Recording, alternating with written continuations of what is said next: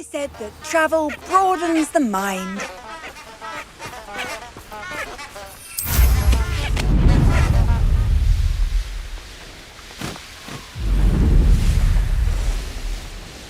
Abandoned long ago, no doubt.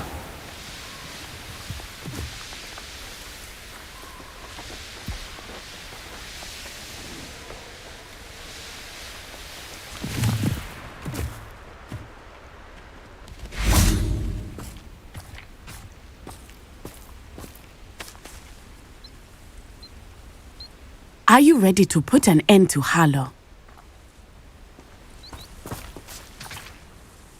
I'm ready to do what's needed to take Harlow down. I know you have a plan. We must gather information from the friends of Mr. Bickle that Archie and Mrs. Bickle mentioned. Agabus Filbert, Otto Dibble, and Mr. and Mrs. Rabe. All right. I suggest that you speak with each of them while I head to the Hogshead. I saw some Ashwinders heading there. And as my mother would never go near the Hogshead, she is less likely to learn of my activities than if I were to wander the village questioning its residents. Where am I to find these friends of his? I do not know about Mr. Rabe, but his wife, Daisy, is often in Hogsmeade, as is Agabus Filbert. And Otto Dibble, he works at Gladrags, so you will likely find him there. What sort of information am I trying to gather from these people? They may know what evidence Mr. Bickle had against Harlow, or they may have evidence of their own. We simply need to know whatever they know. Very well. I'll speak with them, see what I can learn. I knew I could rely on you. We need to know how they are being blackmailed by Rookwood and Harlow. Meet me here after you have spoken with them. Hopefully, by the time you return, I will be able to move a bit more freely.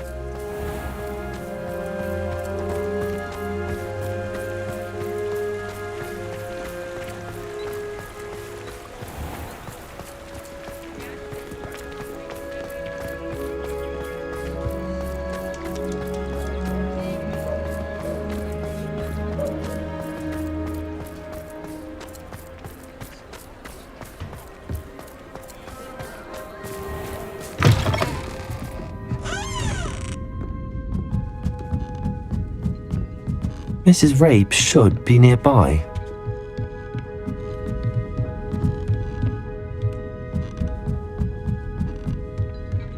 Oh, Isco, what have I done? Mrs. Rabe, I wondered if I might speak with you about Theophilus Harlow. I'm a friend of the Bickles and I'm trying to gather evidence against him. Poor Joanna and little Archie. And now Harlow has taken my darling Isco. What do you mean? Why? I'm a security guard at Gringotts, and my husband is a curse breaker for them. Harlow approached me about helping him extort my colleagues into giving him treasures from the vaults. And you declined? Of course I declined. Repeatedly. I thought they'd given up, until I came home one night and found my husband gone, and a note affixed to my door with a knife. The note stated that I only had a few days to reconsider helping with some banking needs and that my husband would appreciate it if I acted quickly. But the help Harlow wants is help that I cannot give, and my dearest Isco is paying the price. Why wouldn't Harlow extort your husband? Isco's job is even more removed from the vaults than mine. He travels the world for the bank. He could do nothing for Harlow. I'm the one in the bank on a daily basis, which evidently makes me an enticing target for blackmail. Have you helped Harlow since your husband was taken? No, I'm worried sick about Isco, but he'd never want me to compromise my integrity. I also know that he's extremely clever. That said, I was hoping he would have escaped by now. It makes me concerned as to why he hasn't. Are you sure the note means that your husband was kidnapped? What else could it possibly mean? Besides, I came home to find that someone had trampled the daisies in our garden. It may sound silly, but those were Isco's pride and joy. He would never have let that happen. Thank you, Mrs. Rabe. Knowing the lengths that Harlow will go to is helpful, albeit more than disturbing. Mr. Bickle was trying to help us, but now he's gone. I don't know what to do. I shall do all I can to get evidence against Harlow, Mrs. Rabe. Very well. Here's the note I received. You must be careful as well. Please don't put yourself in danger.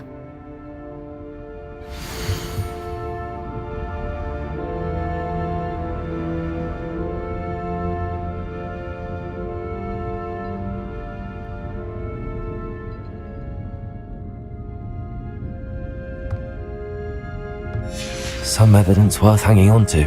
Thank you. I hope it's not too late. Now, to find Mr. Bickle's other two friends.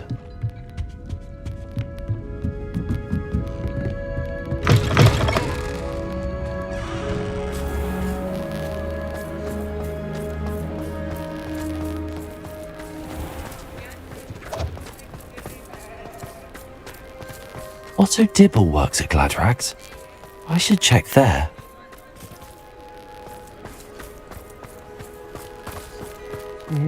Please tell me you didn't take it. But perhaps it's been here all along. Mr. Dibble, may I speak with you? It's about Theophilus Harlow. I've nothing to say about him. May I interest you in a stunning cravat today? Please, sir, I'd like to help. I spoke to Mrs. Bickle. You know the Bickles? All right. But we must be discreet. Can't have Mr. Hill hearing this. I know Mr. Hill. He was kind to me the day of the troll attack. Oh, he's a good man. But even he wouldn't understand about Harlow. It started a few weeks ago. I was distracted, reading a note, when you-know-who came into the shop. I hid the note behind the counter and offered to help him. He stared at me for a moment, then asked me to check on an order he'd placed. I went into the storeroom to check on what turned out to be a non-existent order. When I returned, he was holding the note. What was in the note? It was a note from Rosie Hill, Mr. Hill's daughter. You see, we've been, secretly engaged these past 6 months. We haven't told Mr. Hill yet. I dare say he has higher hopes for her. Harlow advised me in no uncertain terms that my relationship with Rosie, not to mention my employment here, depended upon my cooperation. What did he ask you to do? It all happened so quickly. In an instant, he took a very expensive scarf from the counter, pocketed it, and smiled. He said, "Your secret is safe as long as I can supply my lady friend with delightful items like this every so often." I've been able to cover for his requests until now with some creative bookkeeping, but I can't keep it out for much longer. I'm terrified to say anything. I could never live without Rosie. Could you give me a bit more detail about the note? That might help me to identify it should I come across it. It's on Rosie's special pink stationery. It has her monogram at the top, RH. That's how Mr. Hill would know it was real. What have you been doing to keep the extortion a secret? Well, as I mentioned, creative bookkeeping. And I've also been trying to cover the costs with my own savings, but I'm running out of money. Of course, none of this bodes well for my efforts to improve my circumstances and to be worthy of Rosie. I met Mr. Hill the day of the troll attack. He was kind to me. Why don't you just tell him? He's a lovely man. But when it comes to Rosie, I fear he loses all perspective. He'd see this as a grave betrayal. I'd lose my job instantly, and Rosie as well. Thank you for telling me. I'm gathering evidence to take Harlow down. I would love nothing more than to see him rotting in Azkaban, but be careful. He's an awful man and incredibly dangerous.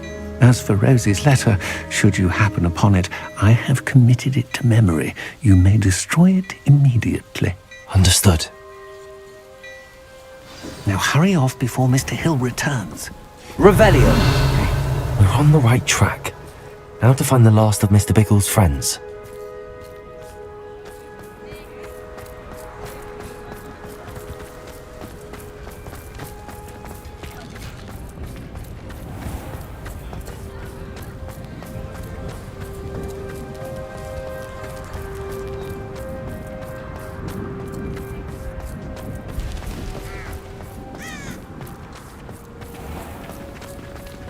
My father always taught me to keep my wand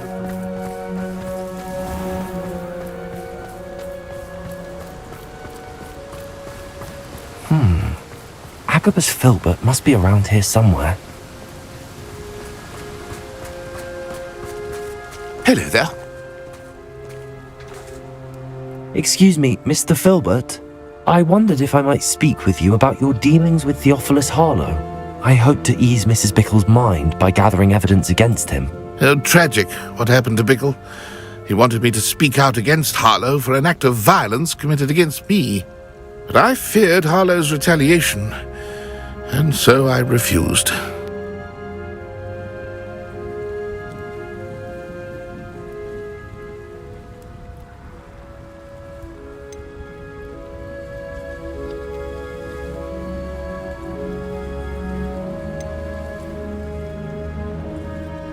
If you had spoken out against him as Mr. Bickle asked, perhaps Harlow would be locked away by now. Perhaps.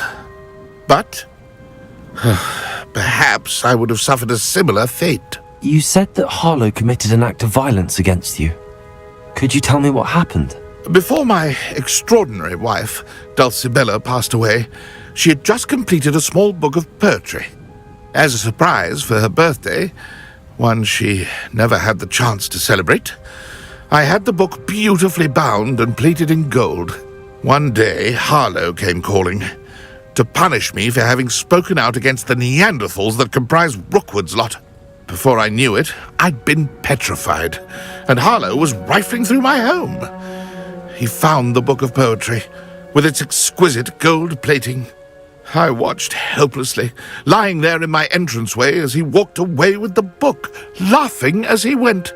I was shaken to my core. Still am, to be honest. I imagine you fear Harlow retaliating again, but do you mind if I share this information with Officer Singer? I suppose I have no choice. This extortion can't go on forever. You can pass it on to anyone who may be willing to help.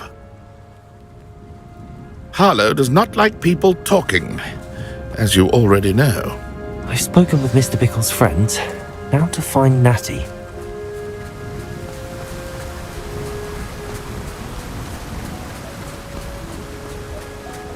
How many hours do you think?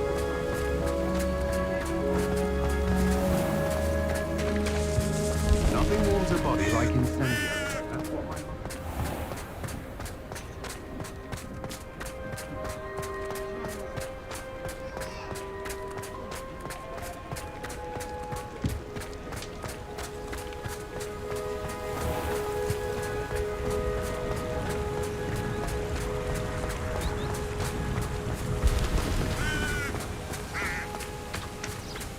It's not like Natty to be late. She said she was going to the Hog's Head. Perhaps I'll find her there.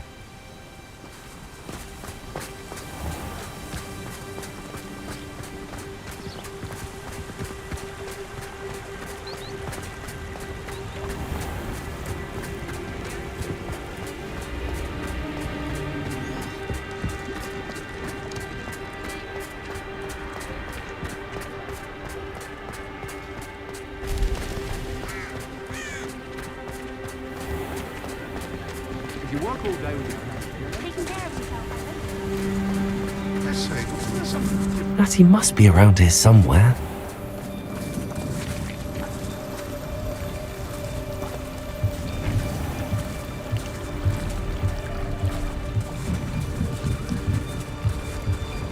Natty's wand. She can cast without it. She wanted me to find this. She's in trouble. Revelio will show me where she was taken.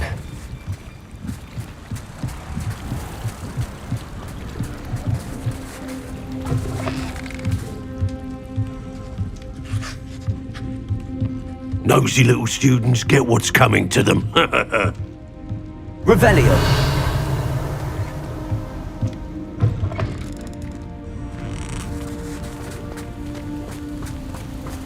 Natty must have been taken this way. I need to find her quickly.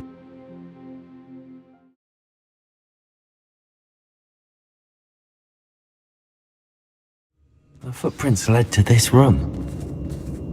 There must be another way forward. Revelio! A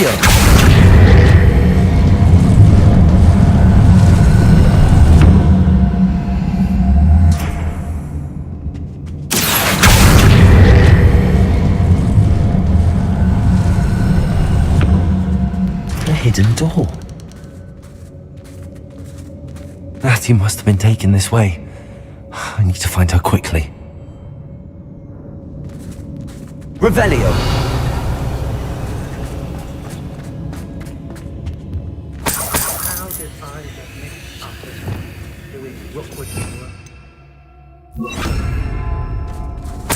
Oh, you're wasting your time with her, my friend. More times than I can count. Revelio. I'd better be sure I'm not seen.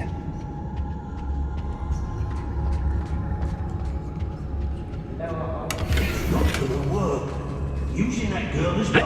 Everyone's coming for her. We ought to just kill her. Only a Hogwarts student would be arrogant enough to come in here alone.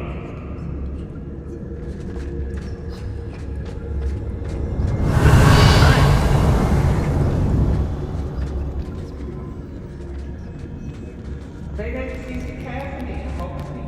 Can't say I blame them, what with all I've done there.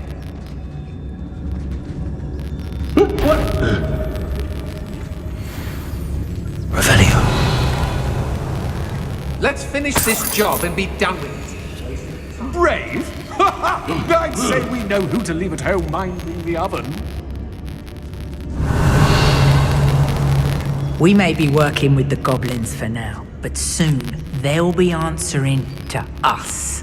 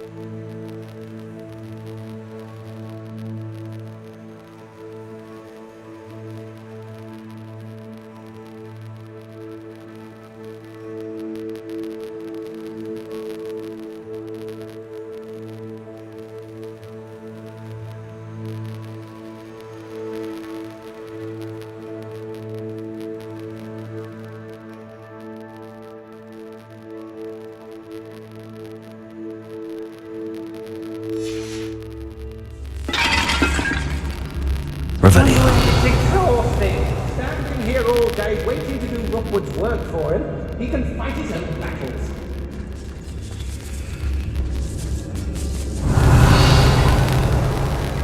It's about time Rookwood took control.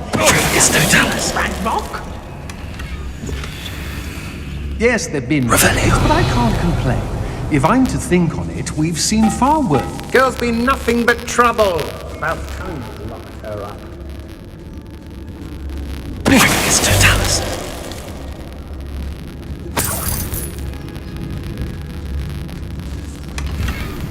Revelio.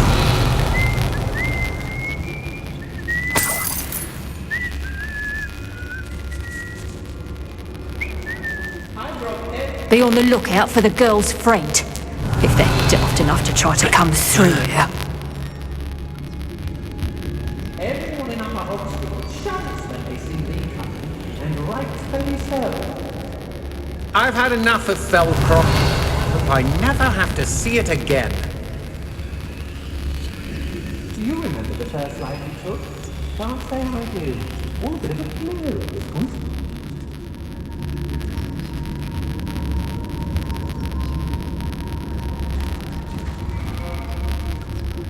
When we're done here, I'm going straight to Revelio.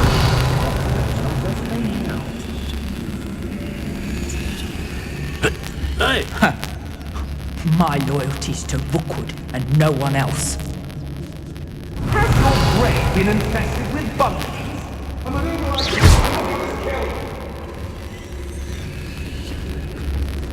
Rookwood will lead us to victory. You must. Revelio. Perhaps it's dinner I'm hearing. It might have gone more to plan if you'd paid attention to instructions. Cleaning your ears out might be a good start. I swear they're full of... Revelio Totalis.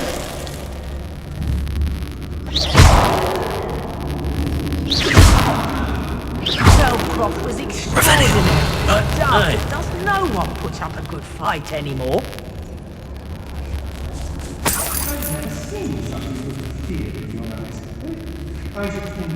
The Hamlets don't stand a chance against us.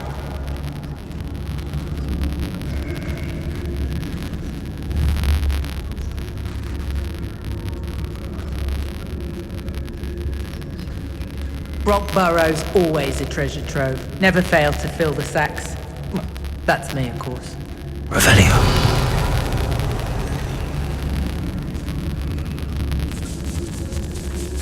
Why do I always end up on patrol duty?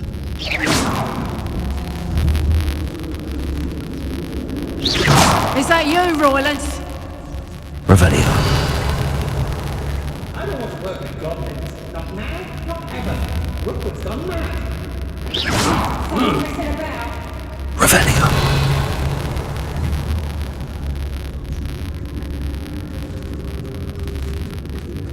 Revelio Totalis. Nothing ever happens. Revelio.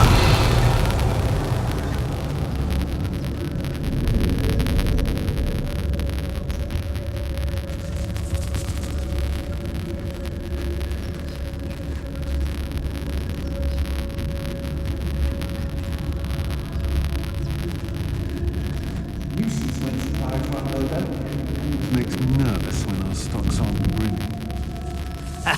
Rookwood will reward you. So kill themselves. Suppose that's what we're counting on, isn't it?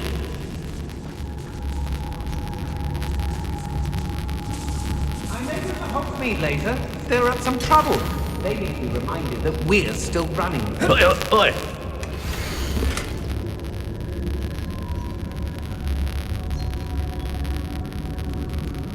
Oh, I fancy it's time we found a new unsuspecting trader around these parts, don't you?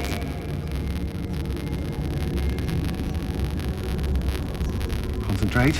Otto Dibble's love letter from Rosie. He wanted me to destroy this if I found it. Revelio.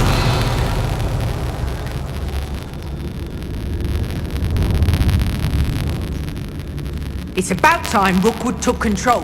He doesn't need Ranrock. Revelio.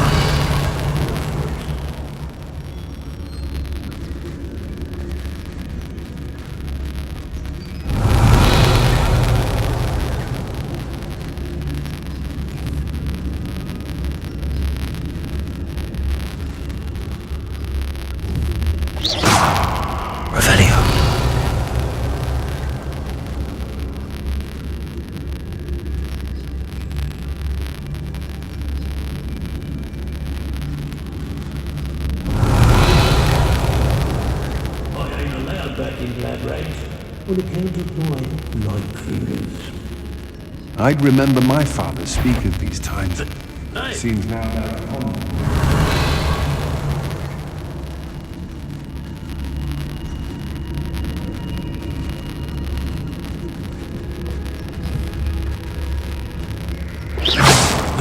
Cast my eyes close.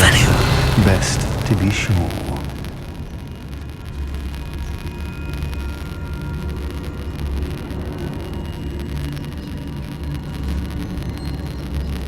Hey!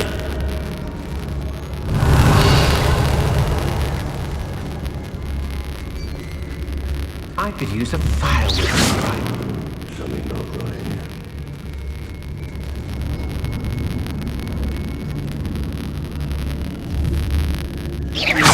I hear ya! Whoever you are! Let's finish this job and be done with it. Waste of time, this is.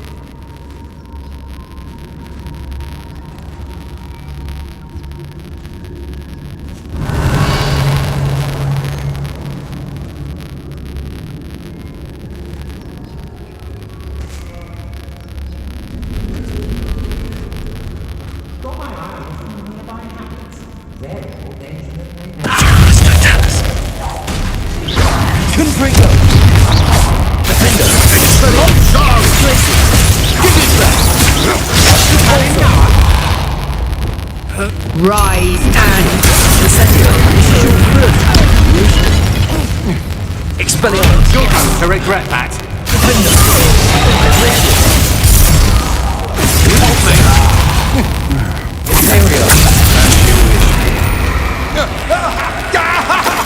Revelio.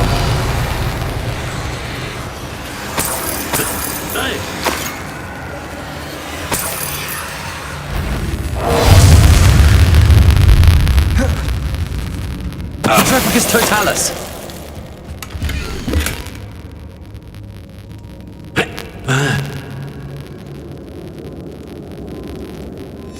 The book of poems that was taken from Agabus Filbert. He'll be thrilled to have this back.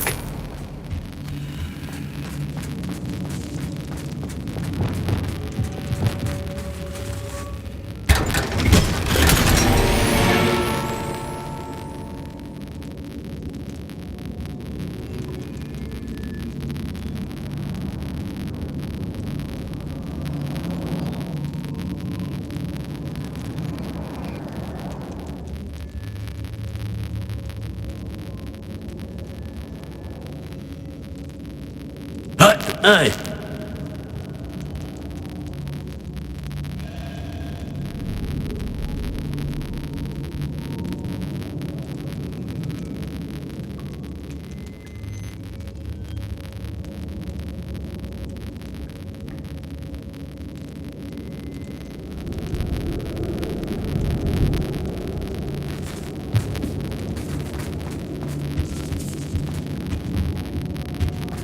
Revelio.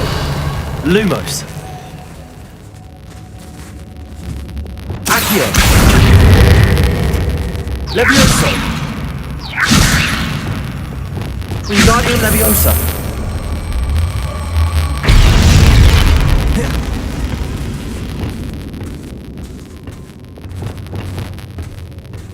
Lumos. Revelio. Lumos.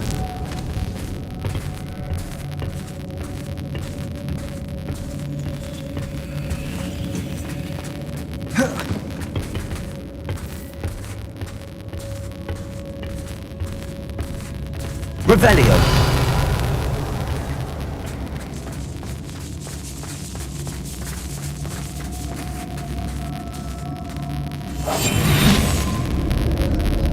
We should speak to her again. Perhaps she'll tell us where we can find that friend of hers. She's determined to say nothing. The boss will deal with her when he arrives. I'm surprised. You want a chalk break? You weren't there when I outran that irrumpant. Only downside of being so lovable, that is. Everything wants a bit of me. Trafficus totalis. Revelio.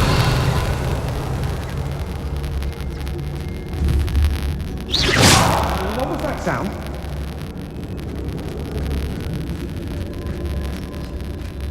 Natty must be here somewhere.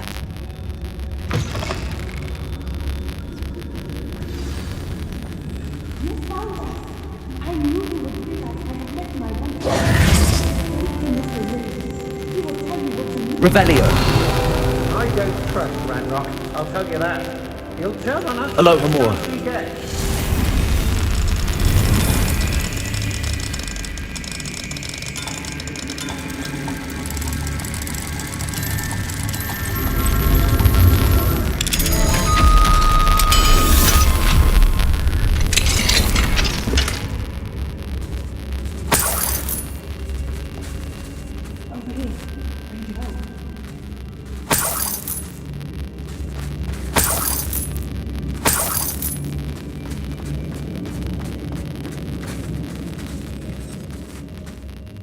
Mr. Rabe, Daisy told me you'd been abducted. You spoke with my wife.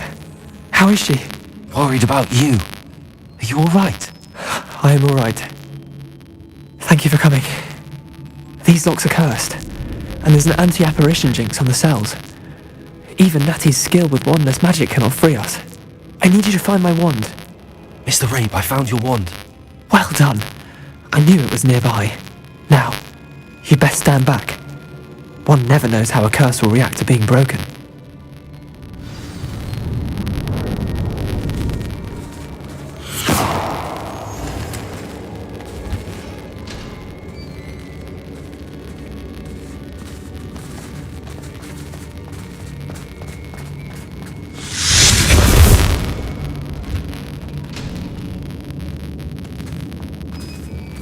Thank you, Mr. Isco. My pleasure. And thank you, my friend. We owe our lives to your bravery. I may be too weak to disapparate with you both, but I can try. You go ahead. Find Officer Singer. We will get out of here on our own. Very well. But be careful. Thank you, my young friends. Be prepared for a fight. These Ashwinders must pay. Revelio.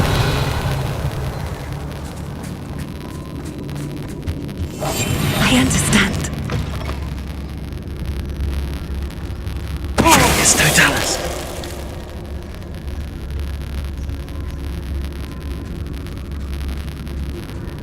Revelio.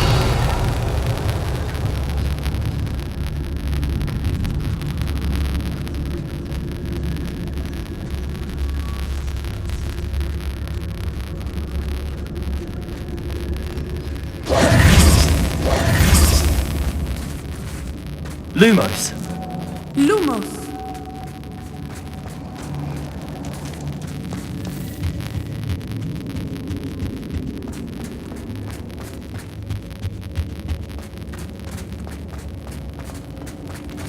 Let's find Officer Singer and put an end to Harlow once and for all.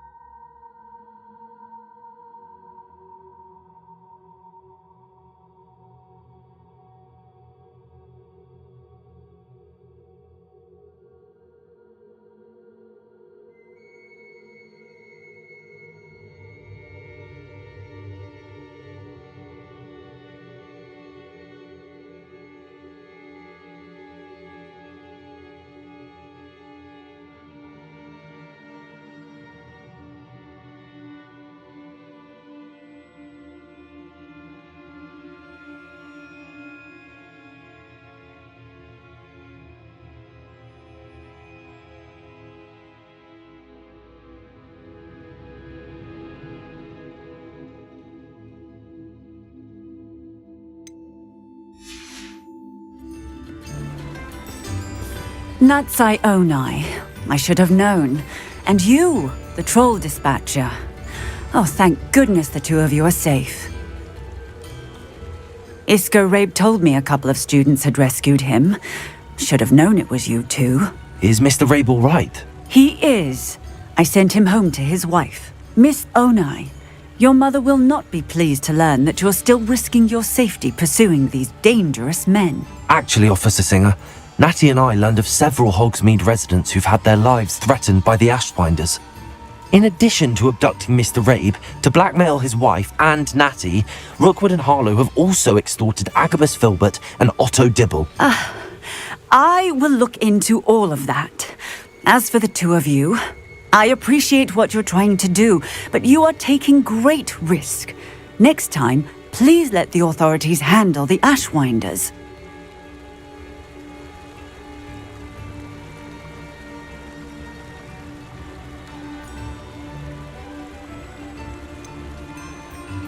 With all due respect, officer, the authorities haven't done much about any of this. There's more to taking down an organization like the Ashwinders than simply storming in and hauling them off based on a few accusations. I must insist that you leave them to us. We shall have no further discussion on this. Natsai, you may wish to speak with your mother about this before I do. My mother will not like this. Thank you again for rescuing me. We shall speak soon.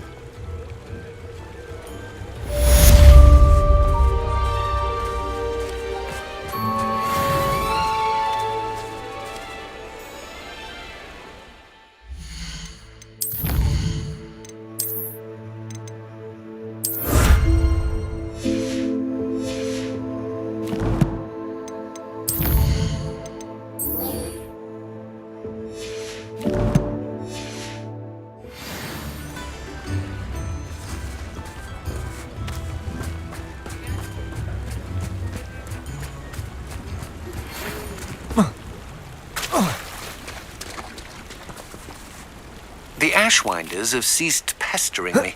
I suspect that's your doing. Thank you from me and Rosie both. We're just leaving for our honeymoon, after we tell Mr. Hill of our recent marriage. Wish me luck.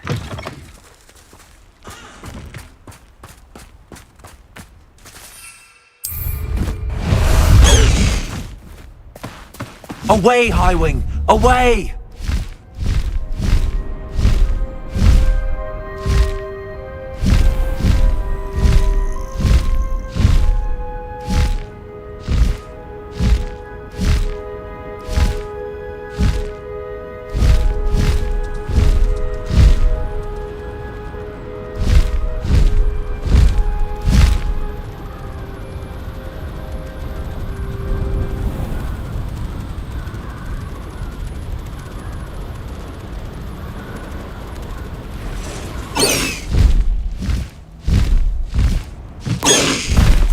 No need to race now, my friend.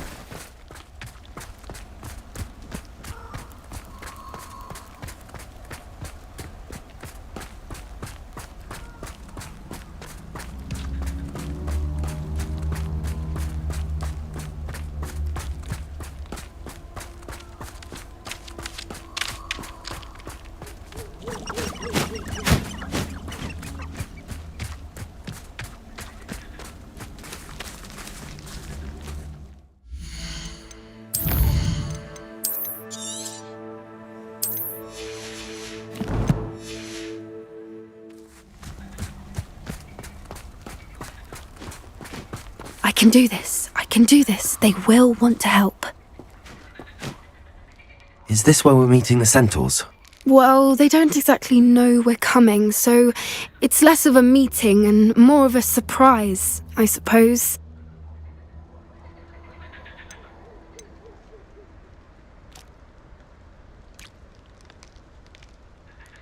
Once we tell them about the Snidgets, they'll understand why we came and they'll want to help. I hope you're right. Perhaps they'll be able to tell that we're sincere. There's something about them that's so knowing. It's almost unnerving.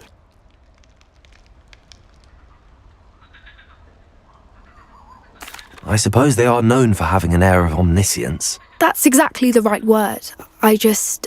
never mind. What is it? It's nothing, truly. We've no secrets to hide.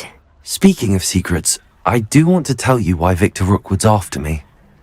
He's working with Ranrock, and Ranrock's after something I found at Gringotts. Fig had a portkey that led us there after the dragon attack. It's a bit of a long story, and Fig's asked that I not speak of it yet. Goodness. Well, that certainly helps explain a bit about what we saw back at Horntail Hall. Of course, I'll guard your secret as if it were my own. Even the centaurs won't know. We'll simply be honest with them about what we're trying to do.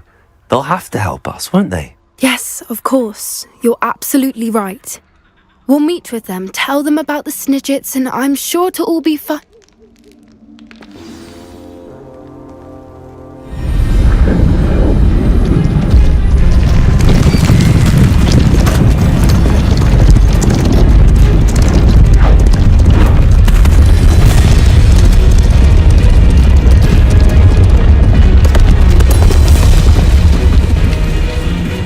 What do you think you're doing here, humans? Please! We were hoping to speak with you. Ah! I suppose you'd like a tale for your friends of the time you spoke to a centaur, and it spoke back. No, never! We're here because we need your help. Enough! You made a grave error in judgment in coming here, little witch.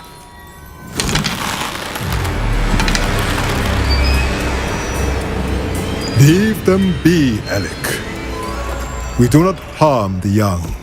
It is not our way. You forget your place, old fool. I'm the leader of this herd, and while you cling to our way, their kind continue to slaughter beasts like us without a care! From what I can see, they have slaughtered no one. They will leave here unharmed. Mark my words, Doran. If I ever see them again, it will be all 3 of your heads.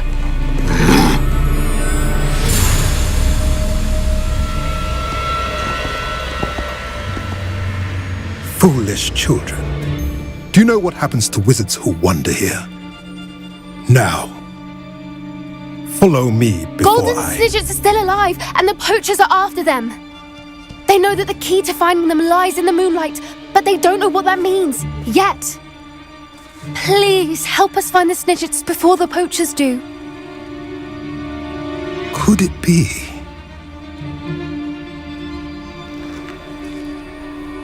In the south, there is a cave within which lies what the poachers seek.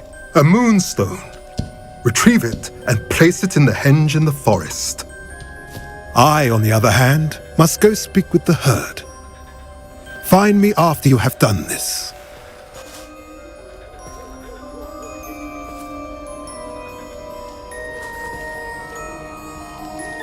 I don't understand.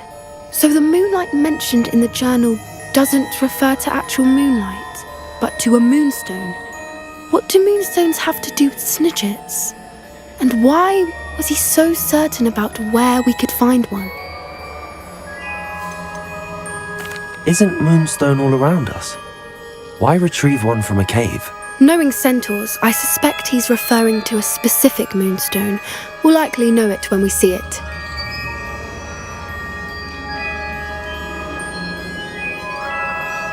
I don't know, but I am inclined to believe him, what with his being a centaur and all. I am too. It is a shame how quickly he left. What was his name? Doran. That's what the leader of the herd called him. Well, if Doran knows something we don't, I'd rather act now and ask questions later. I can head to the library and start looking into the cave you mentioned. I'll let you know what I find.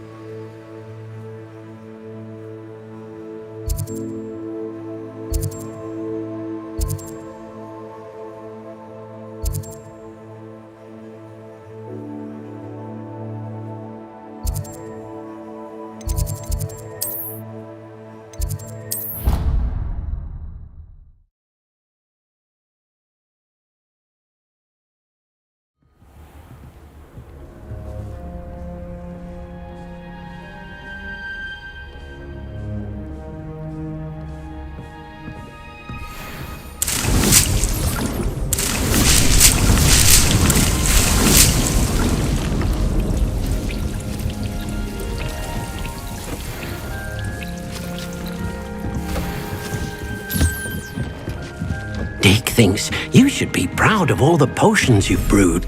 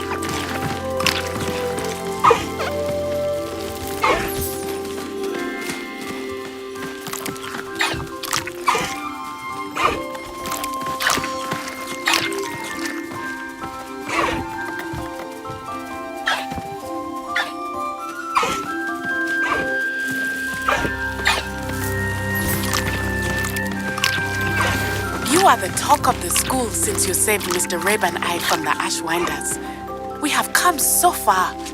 We should discuss the next steps in our plan to stop Harlow.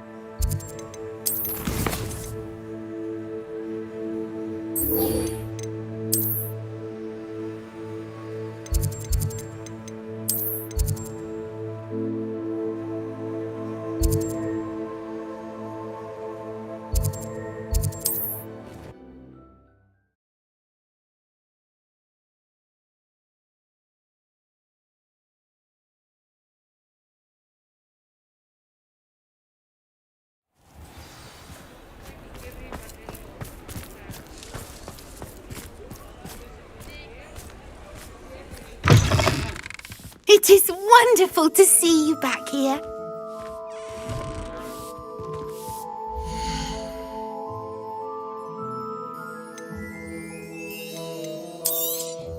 Old Penny will fetch a good price for what you'd like to sell.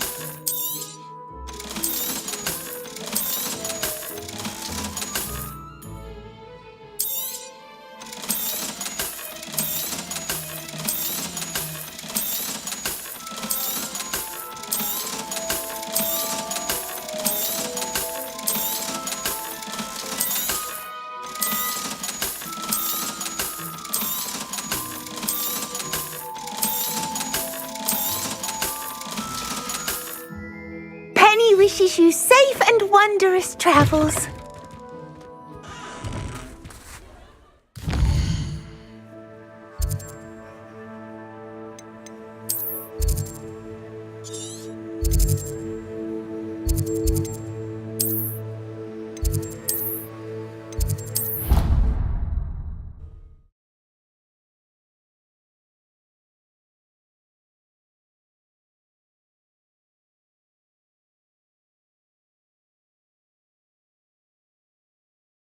What are you up to now?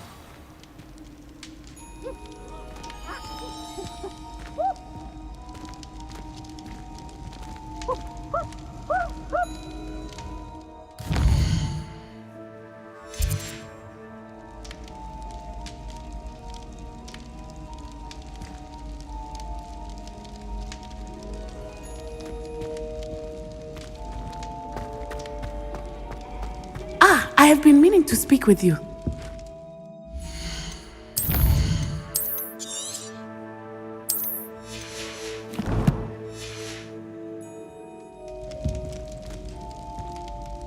I still can't believe we escaped the Ashwinders. You may not realize it, but you are the talk of the school since you saved me that day. I wonder how everyone knows about it. I told my mother in the hope that she would be more forgiving of what I have been up to if it came from me.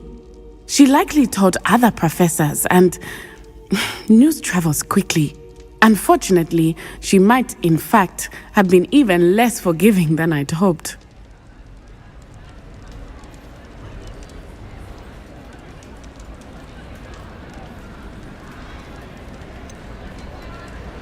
I don't blame her for being concerned.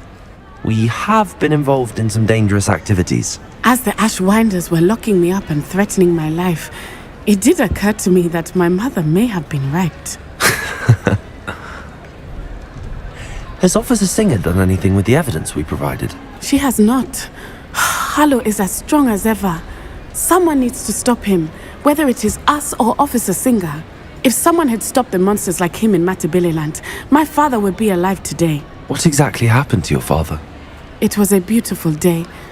My mother had gone to tend to a neighbor who was ill, and so my father and I were galloping in the savannah. Galloping? Your father was also an animagus, I take it? He could become the most majestic giraffe, and he would carry me on his back, my arms around his neck. We were on our way home when we surprised a group of bandits who had come from our village. One of them saw me just as he removed a scarf from his face. He shouted and then aimed his rifle. He didn't want you to identify him. Exactly. In an instant, my father bowed his neck to protect me and was hit. As he fell, my father changed back into his human form. When the bandits saw this, they turned and ran in fear. Magic terrified them, and then he was gone. And it was all my fault. Your fault? How so? He died protecting me. If I had been capable of protecting myself, he would still be alive today. My mother and I tried to go on without him, but it became too much for us there. A few years later, we left to come to Scotland. Do you think taking down the Ashwinders will avenge your father's death? No. Vengeance is not what drives me. My father would not want that. He and my mother raised me to believe that it is a privilege to be able to fight for those who cannot. I know there is risk involved, but I feel it is worth it. I am glad you seem to think so too. What does your mother think about all of this? Well, as you saw, she worries a great deal. She is an excellent seer, but I think it bothers her to this day that she did not see my father's death coming. She misses him, as do I. So I believe on some level she understands my need to seek justice in a small way, but that does not mean that she likes it. Do you think your father would approve of the things we've been doing? Oh my, that is a good question. In theory, yes, although he would worry as my mother does. But I think he, of all people, would understand my persistence. My father never shied away from a fight for good, no matter how ruthless the foe. And I think he would have enjoyed knowing that I had a compatriot like you. I'm sorry, Natty. I can't imagine what you've been through. Your father sounds exceptional. He was. Truly extraordinary. And thank you for your kind words. We all have our burdens. My father had a saying about that. Yes, I remember. Rain does not fall on one roof alone. Exactly. Soon you and I will put an end to the Ashwinders, beginning with Harlow. And once he is gone, we will turn our attention to Rookwood. We are making progress, and we will succeed. Thank you again for saving me. You deserve all of the praise you have received.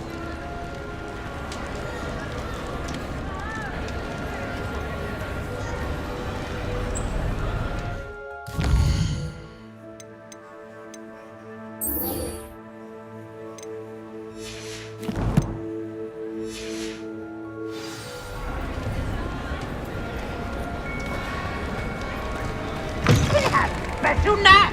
It's tormenting Professor Black!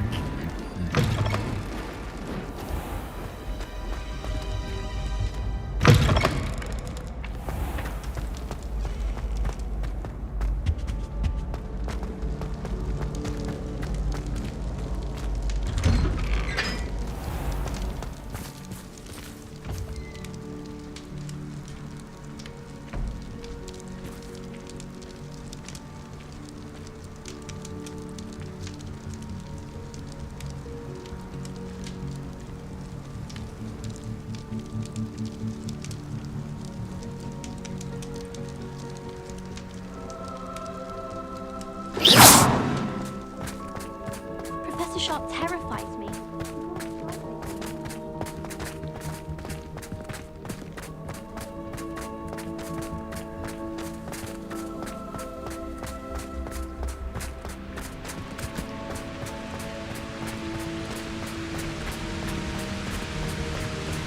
I dropped one of the crystal balls.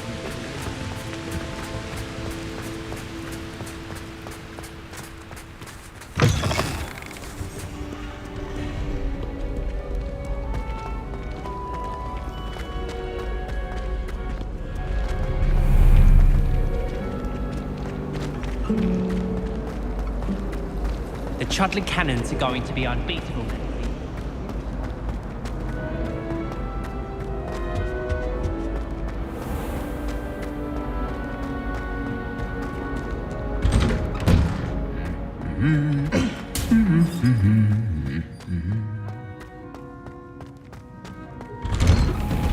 Transfiguration, always coming.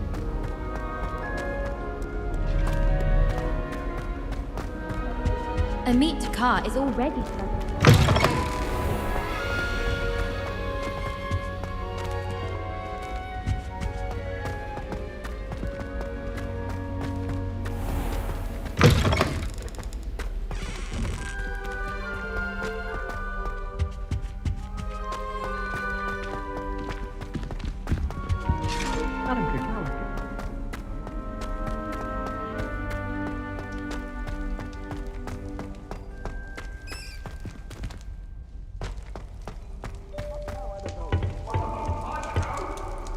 Aloha Mora.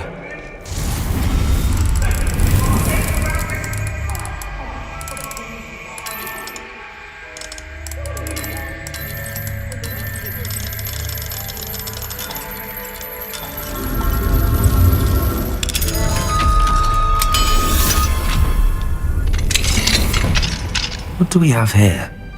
A demiguise. Revelio.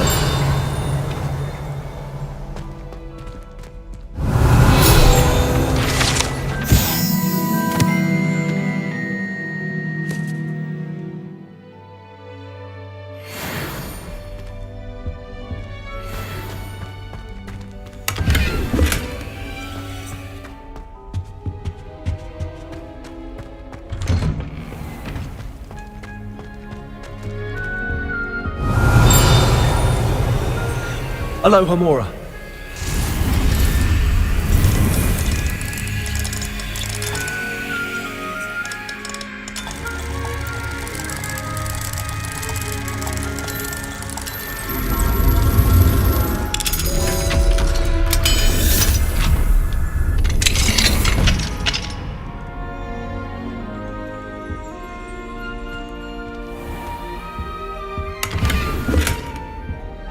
Revelio.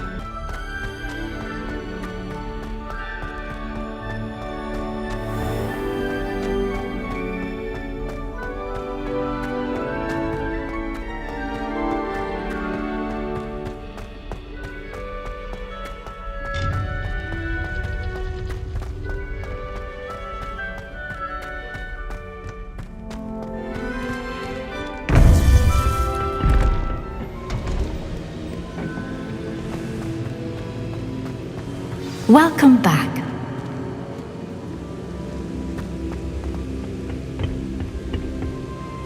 Hello, Professor. I have news. The goblins are looking for something. Another repository. They've built drills to help with their search. Most troubling. Are these repositories like the broken container I found at Rookwood Castle? They are. I fear we have no time to lose. Have a look at the map. Fortunately, the next trial is fairly nearby. It's Hogwarts. As you know, I was headmistress in my time. My portrait hangs in the headmaster's office. In fact, I witnessed Professor Black learn of your arrival. And I'll confess that I wondered about you. Wait, is the next trial in the headmaster's office? It is. I had hoped that when the time came, the occupant of that office would be of help to us. Unfortunately, this headmaster seems wildly unconcerned with anything but himself. You'll need to access the office while he's away. I understand. Very well. I'll find some way to get in. Good. I shall meet you in my portrait there. Until then.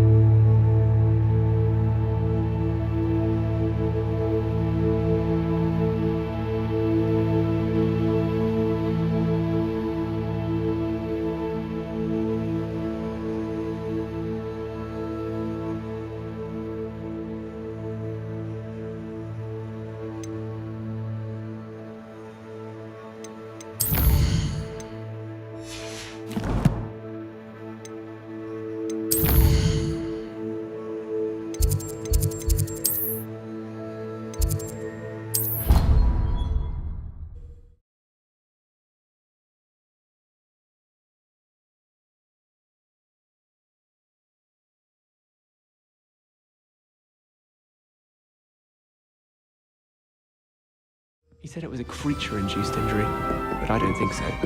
Reckon he was still trying to levitate himself without magic. Goodness.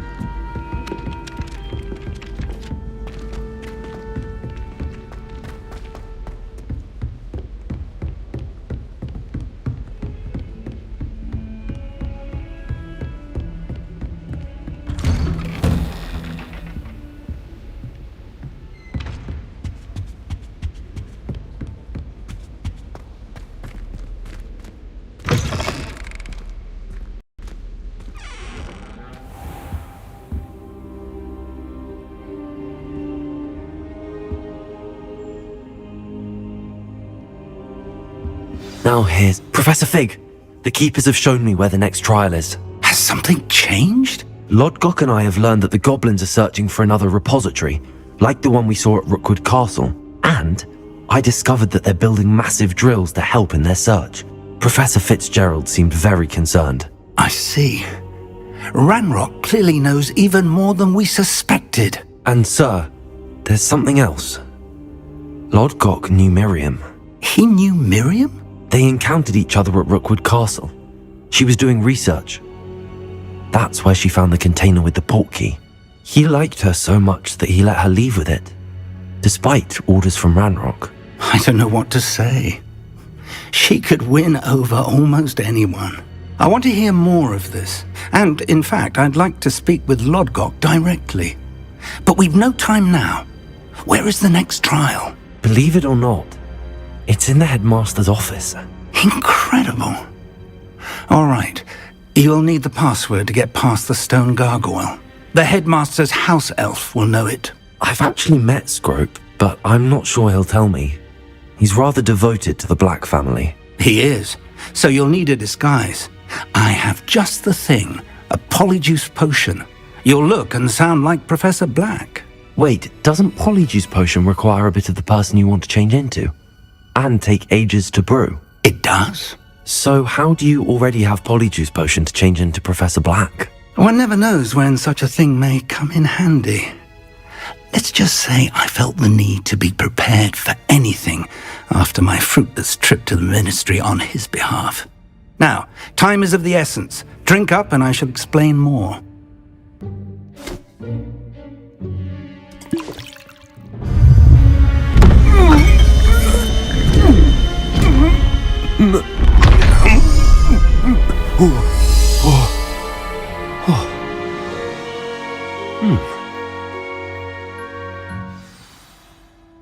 How do you feel?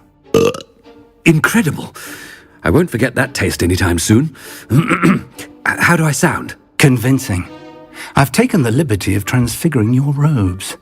As we discussed, you'll need the password from Scrope, who could be anywhere in the castle. You might look for Professor Kagawa. She's taken to badgering the poor elf about Quidditch in the hopes that he can convince Black to change his mind. Thus far, unsuccessfully. I see. But what if Professor Black sees me? Leave him to me. I shall tell him where to meet a liaison from the ministry in Hogsmeade. That should give you plenty of time. Thank you, Professor.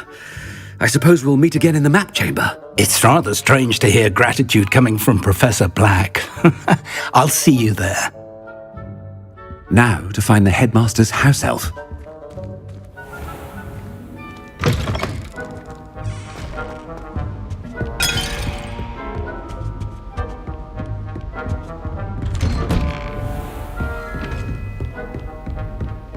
Do you have a moment, Professor? Professor, I was hoping to catch you. Places to be, Professor Sharp. Places to be. Of course, sir.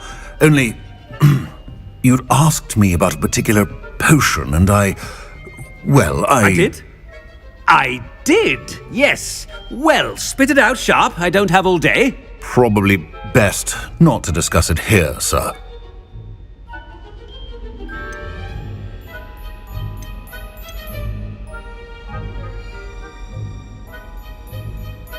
Really? Why can't we talk about potions here? Seems fine to me. Very well. I've brewed the cure for boils you wanted. I can drop it by your office when it's convenient. Of course, yes. No need for all the cloak and dagger. Simply have a student deliver it. A student. Very well, sir, if you insist. I do! And thank you, Sharp. I just hope you've brewed enough for all my boils. Now, to determine which student gets this rather unenviable task. I wonder almost daily why I accepted this appointment from the Ministry.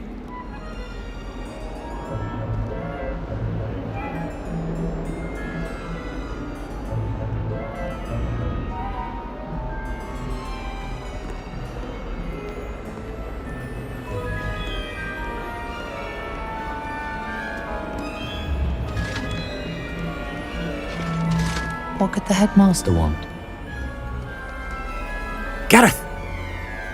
Mr. Weasley! What are you doing here? Don't you have, somewhere to be? Oh, Professor!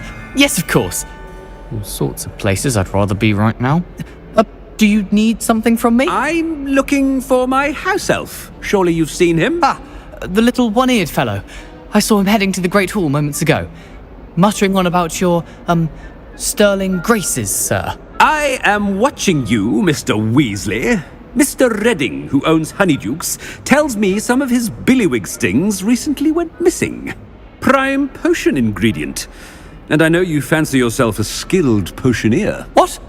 But, sir, I haven't been anywhere near Honeydukes. Bah! That's enough from you.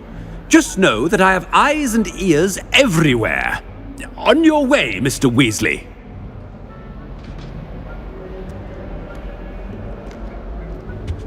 Well, there's one for my diary.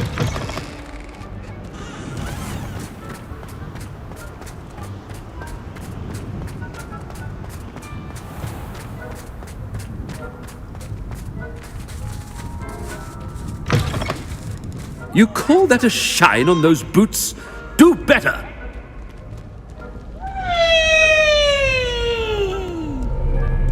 Professor Black, how are you, sir? Mr. Gaunt! Where do you think you're going? I beg your pardon, sir. I'm simply on my way outside. Taking the day off, eh? Typical student, wasting the hours away. I have to write 20 inches on Dittany and its uses. Was heading to the greenhouse. Ah, yes! Mixed with, bubo tuber pus makes a fine, mustache paste. Yes, mustache paste. I find. Are you feeling all right, sir? You don't seem yourself. I assure you I am quite healthy, Gaunt. If I need a medical diagnosis, I shall head to St. Mungo's. Something. I haven't time for any of you at the moment. None. None at all. Move aside. Professor, a word? Professor Black, again, it is not too late to reconsider your decision regarding Quidditch. We could still have trials and a somewhat shortened season. It would be better than none at all. But the injury, Madam Kogawa. Professor, more than one student has taken a bludger to the head on our pitch. I dare say it knocked some sense into them. And they're fine now. The fact that it happened to be a pureblood, well, that's no reason to... What nonsense! That you would trivialize the health of a student over a silly game. A silly game? You are quite impossible sometimes. Sir, I've a good mind to write to the Department of Magical Games and Sports at the Ministry about you. Good idea. I can even provide the parchment should you need it. Now, where is my elf? Parchment? Very well, I will, and with pleasure. And I spotted Scrope in the Great Hall. Seems to be avoiding me. I wonder why. Good day, Madam Kogawa. What did we do to deserve him as a headmaster?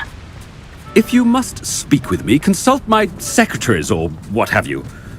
Now move along.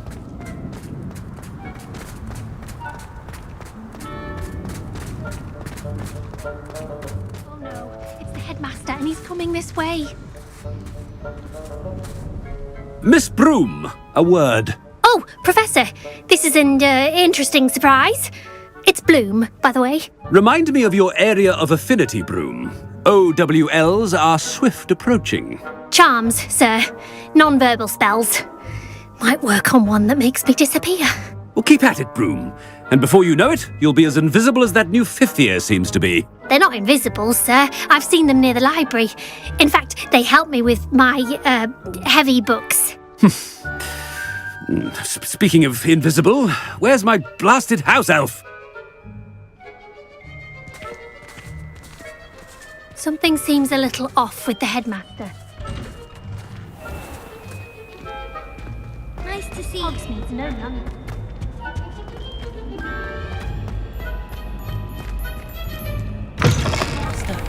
Has anyone seen my ivory-handled hand mirror?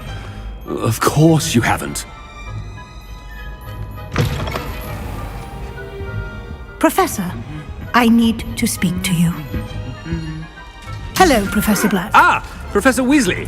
How delightful to see you. Sir? Since I have you here, I wonder if I might, speak with you about Professor Fig. Oh, very well. I've decided to give him a bit more, leeway with his time. Leeway, Professor? Are you sure that's wise? I confess I do worry for his students. He's rarely here as it is.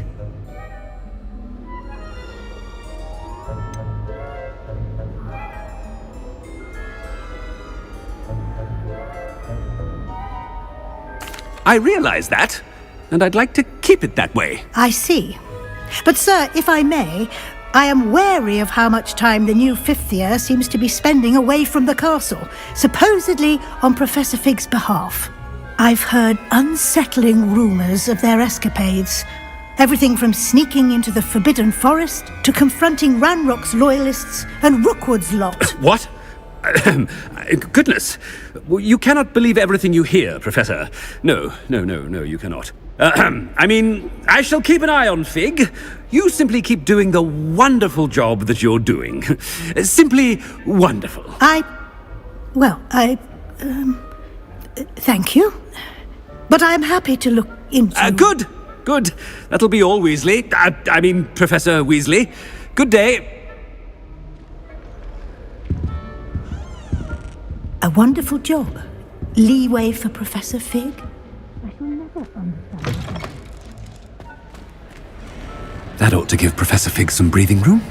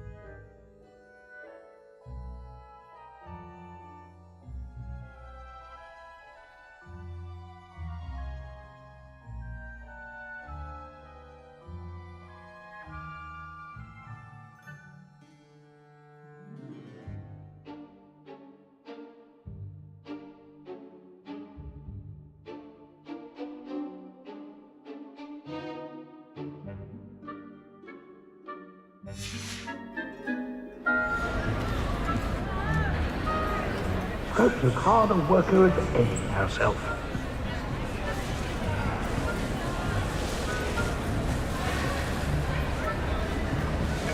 Ahem! Attention, students! I hereby decree that the Great Hall be forthwith decorated in the stunning banners of Slytherin. I shall be taking no questions at this time. Or ever.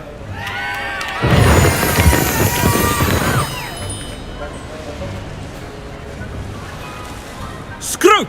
Oh, greetings, Master. Remind me of the password to my office. Oh, but Master made Scrope swear never to tell anyone, even Master himself.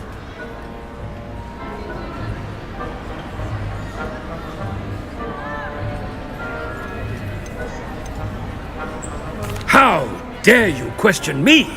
I've a mind to give you a matching set of ears. Yes, sir. Of course, sir. Scrope begs forgiveness. It is the Black family motto, Master. Right. Of course. Master does remember it.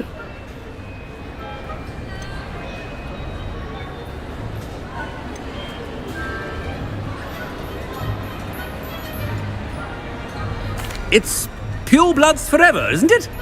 Close, Master. Scrope thinks Master is indeed testing Scrope. It is always pure. Obviously. And, of course, as Master knows, in French. Yes, of course. I order you to pronounce it for me. Oh, Master knows that Scrope's French is most pitiful. Oh, very well. Toujours pure. There is another matter, Scrope. I confiscated this filthy diary from a student. It smells of squid and seawater. Oh, Apollonia's diary. That is quite a surprise, Master. What do you wish Scrope to do with this treasure? Rubbish. Whatever you wish, Scrope. It's your treasure. Now, off with you! The polyjuice potion's wearing off. I best get out of sight.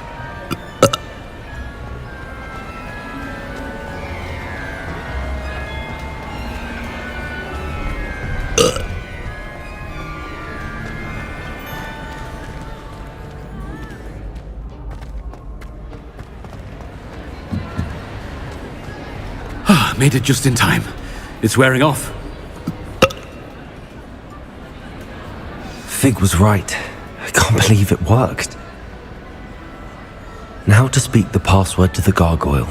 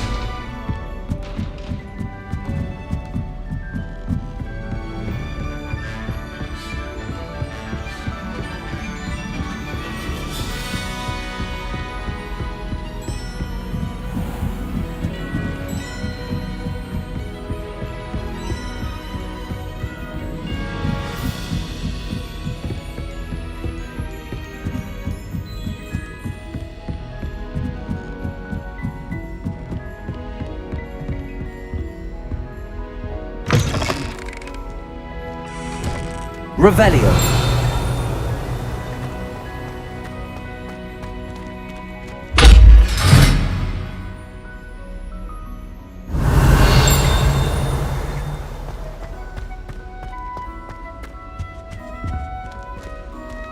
The gargoyle.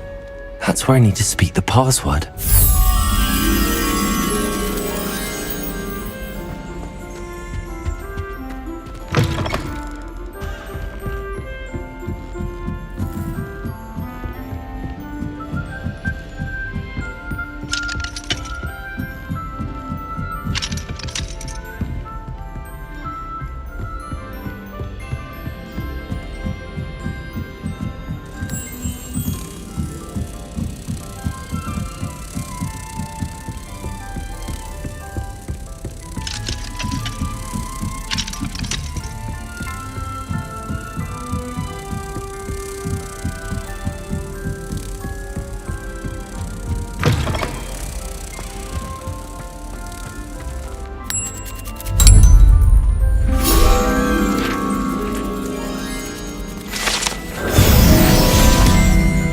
Revelio.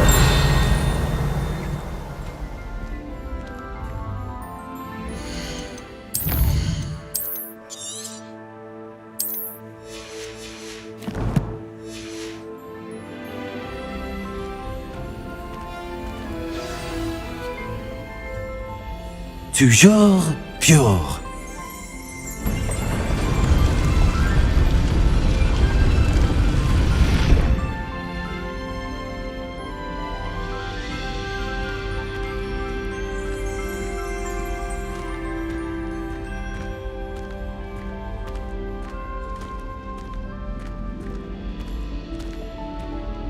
I wonder if all the elite wizarding families have a motto. Revelio.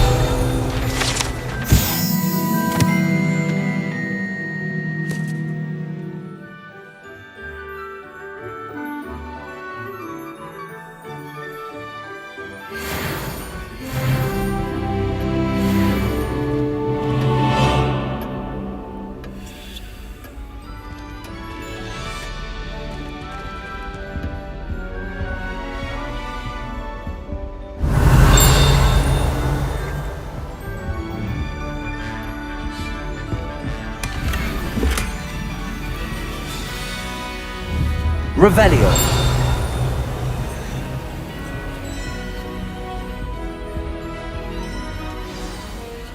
It's good to see you. All thanks to Professor Fig's quick thinking. Now what? Approach the pedestal in the antechamber and read the book that appears. What can I expect to find in the book? A story. I cannot say more. You may recognize some elements of it, as I was inspired by a tale with which many wizarding children are familiar. I suspect there will be more to this than reading a book. Your suspicions are correct. We shall speak when you are finished. Has this been under the headmaster's nose all this time?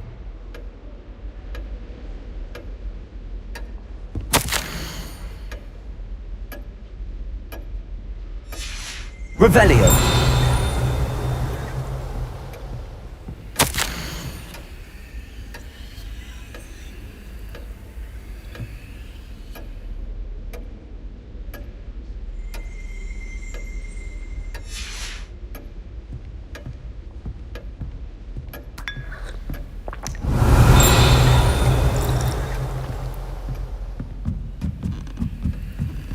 That must be the pedestal.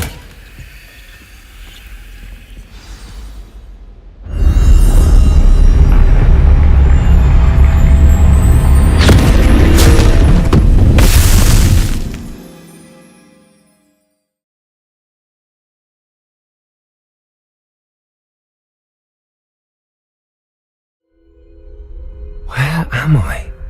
Professor Fitzgerald? Can you hear me? I am here. In this place, you may call me Neve. You shall be witness to a fable. Pay attention. Things are not always as they seem. You must move swiftly and cautiously. Use the tools you encounter to find me. The first you will need is a cloak.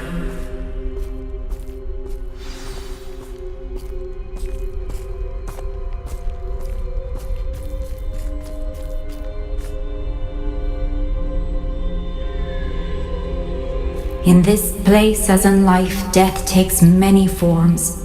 Avoid each of them at all costs.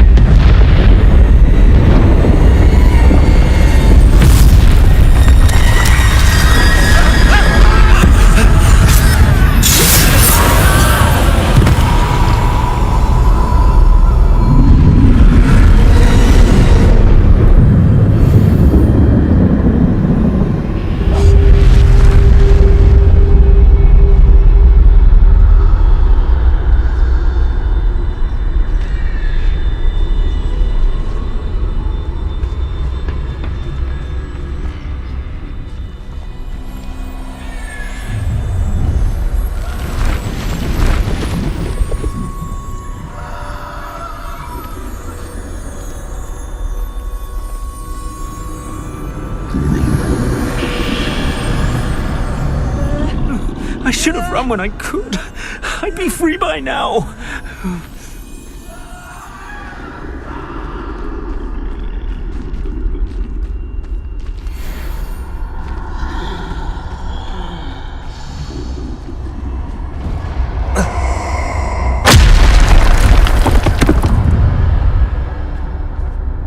I'd best move while I can. Neve must be here somewhere.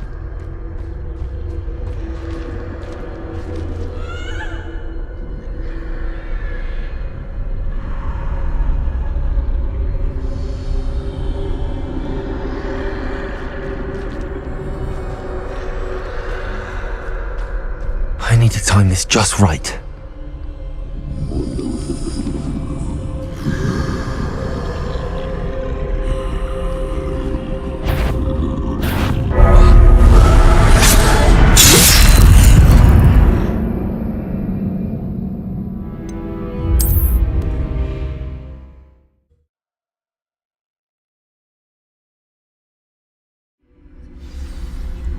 This is my chance. I'm coming, Neve.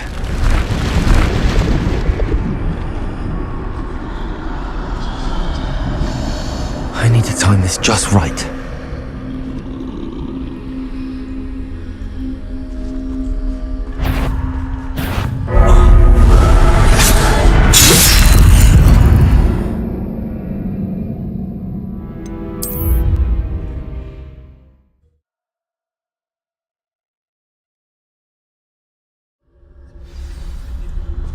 They're gone, for now. I need to get out of here. Where could Neve be? I need to time this just right.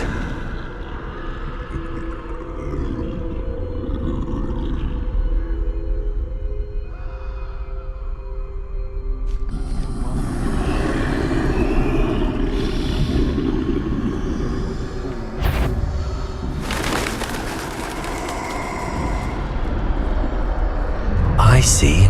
A staircase straight ahead.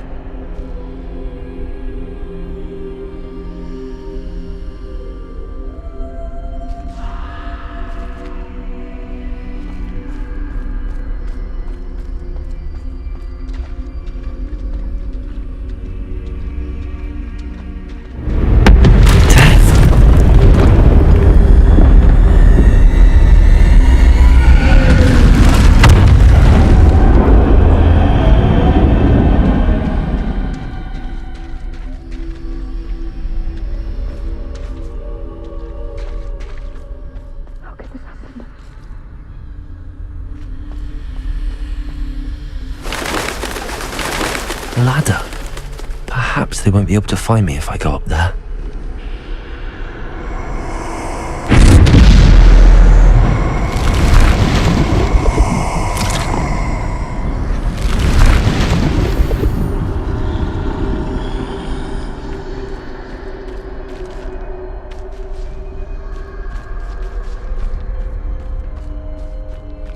I'd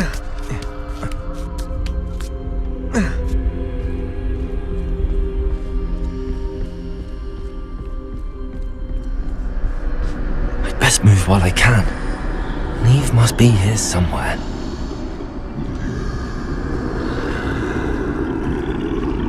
Too many. I must cross this road as fast as I can.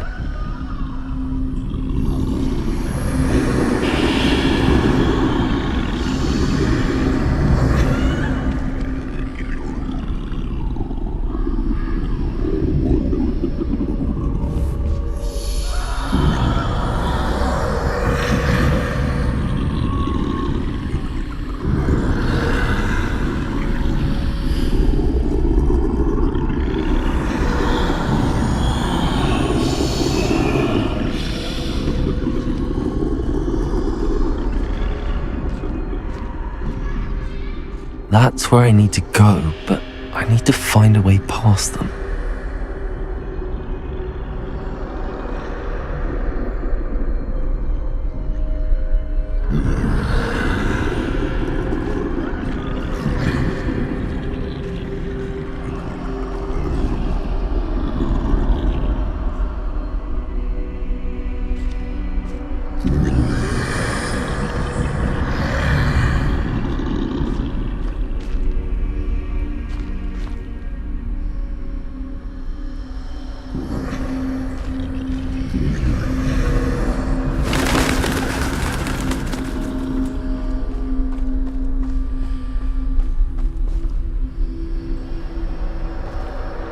Nothing this way, but more danger.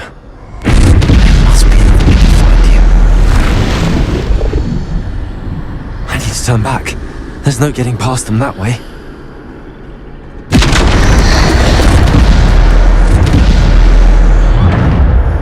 That doorway looks like the only safe way forward.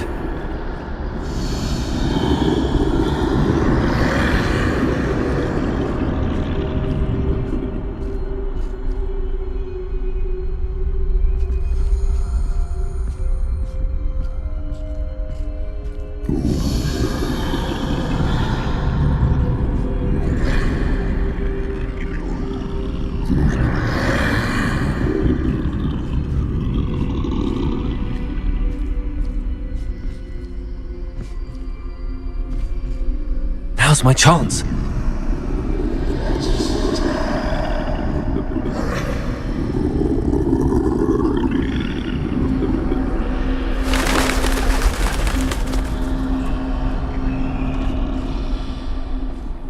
That's the way forward.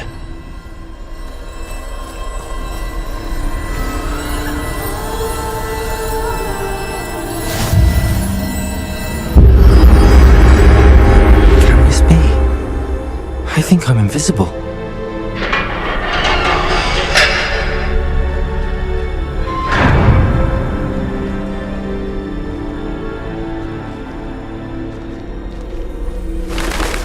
They can't see me at all.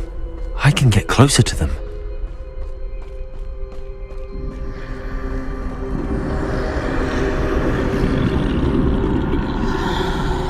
This is the way forward. Finally free. Now where are you, Neve?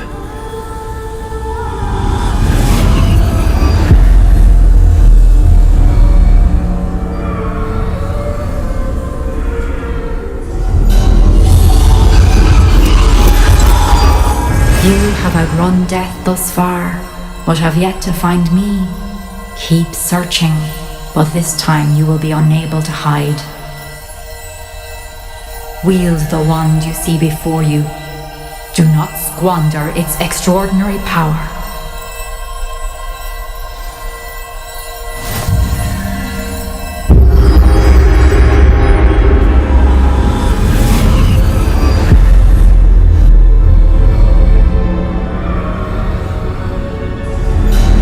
I've never felt such power.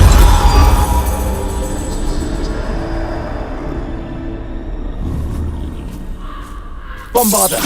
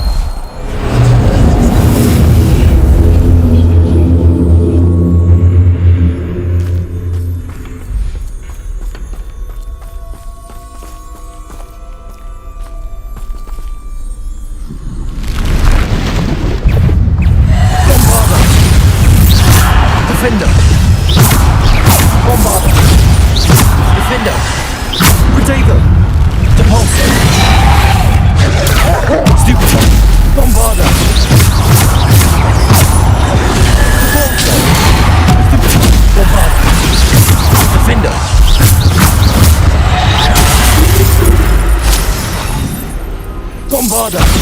Defender! Bombarder! Defender! Stupid! Bombarder! Stupid! Defender!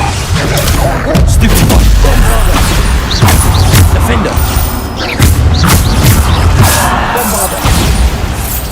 Defender!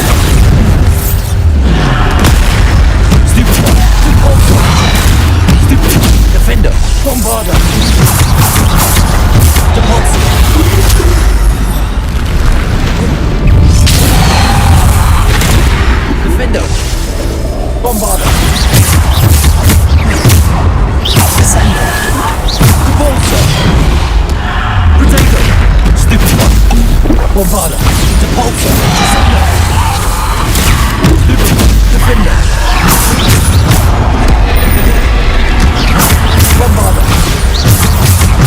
Defender! Descender! Depulsor! Bombarder!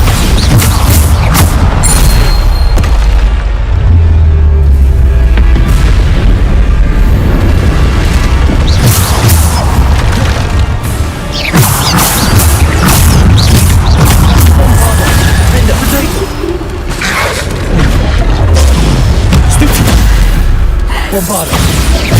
Defender! Bombarder! Depulsor! Descender!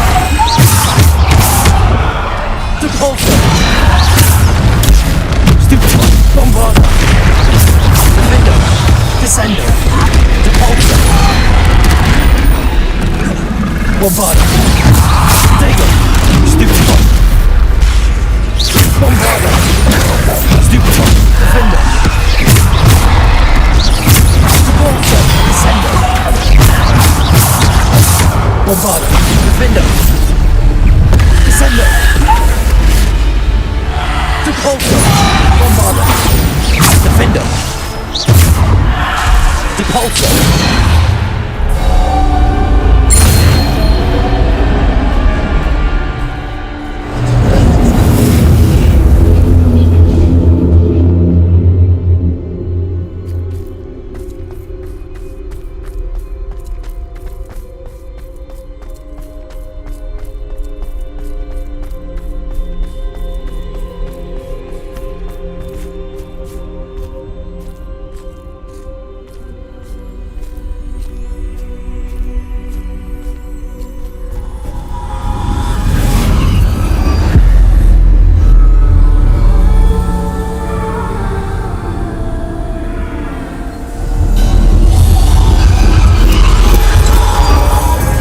Stone. This must be for me.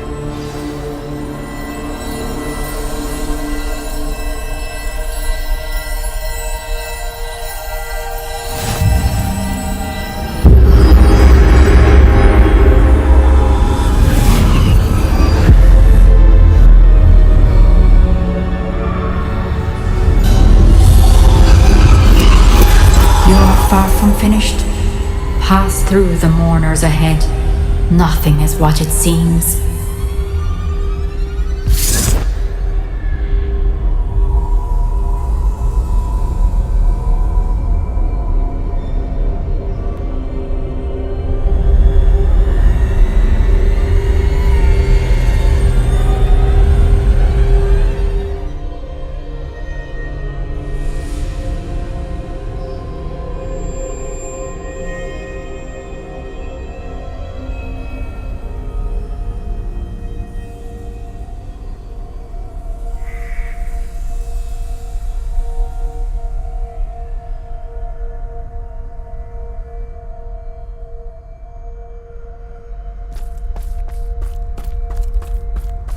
She's gone.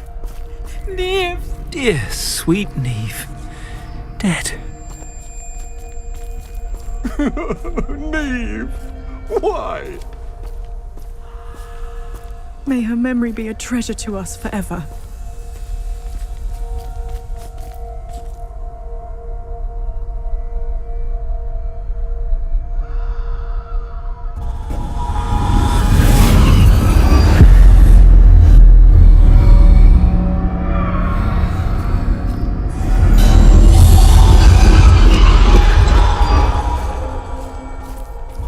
You found me, but you cannot undo what has been done. The magic of the stone can only conjure a shadow of my former self.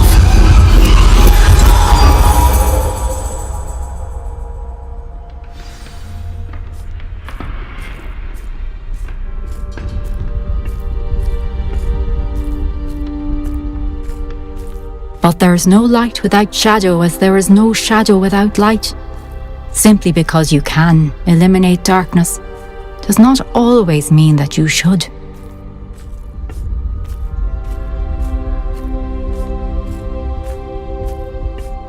Remember that as you witness my memory.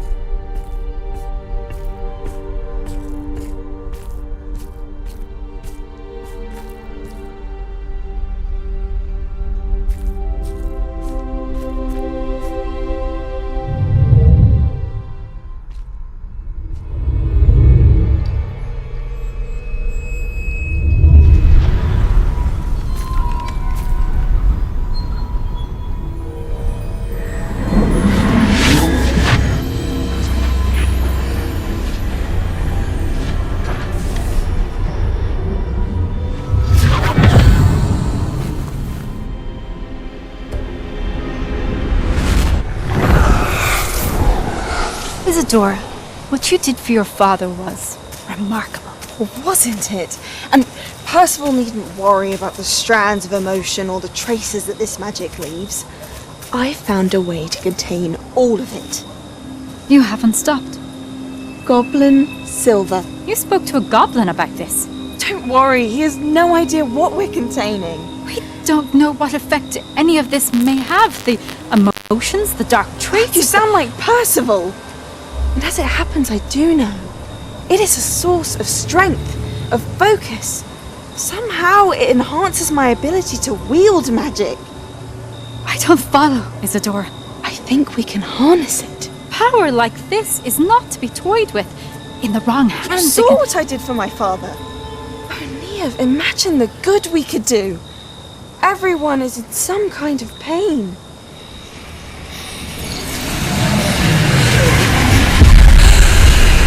What are you doing?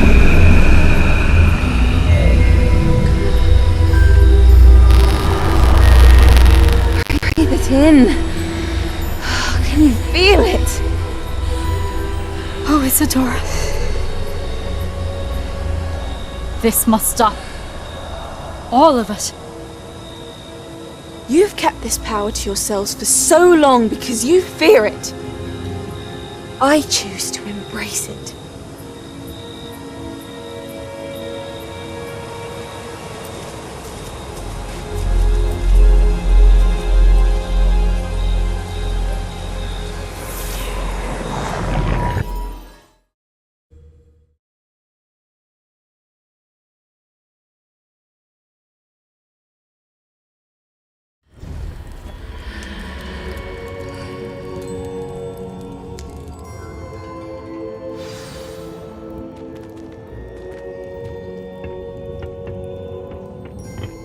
Revelio.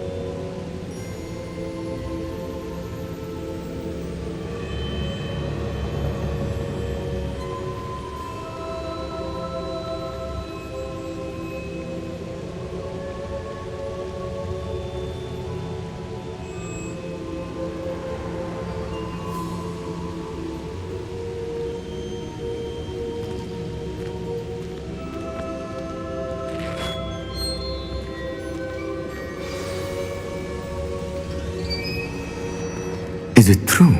Has someone completed the first 3 trials? It is, and I have. But you are so... Young? I know. You must be Professor Bakar. I am. Pleased to meet you. The pensive memory I just witnessed, was Isadora inhaling painful emotions? She was.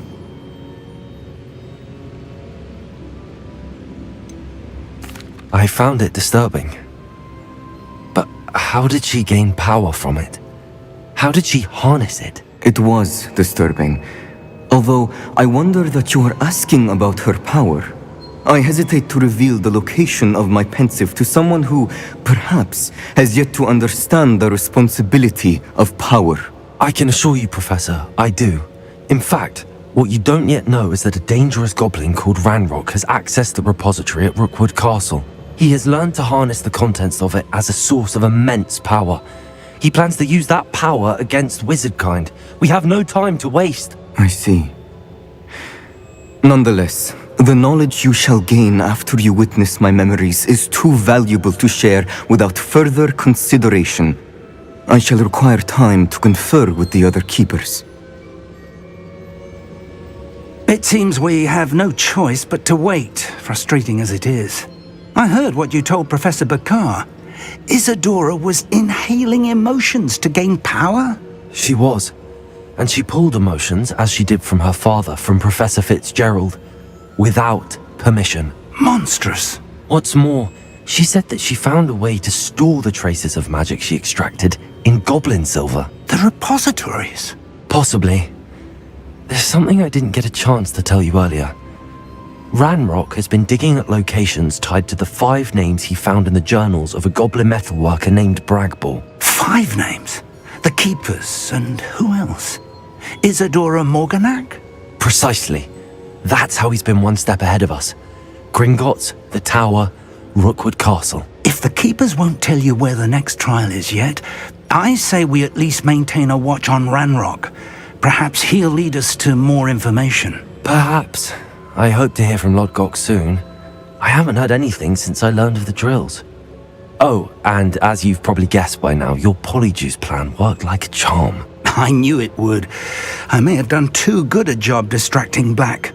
I had no idea he can't hold his fire whiskey.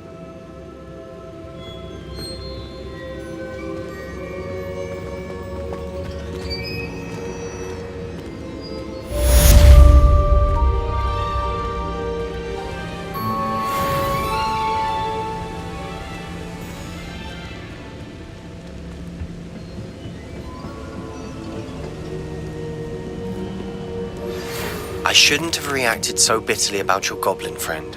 I apologize. I hope we can finish what we started with the triptych. Please meet me at the southern coast. We can search for the final canvas piece.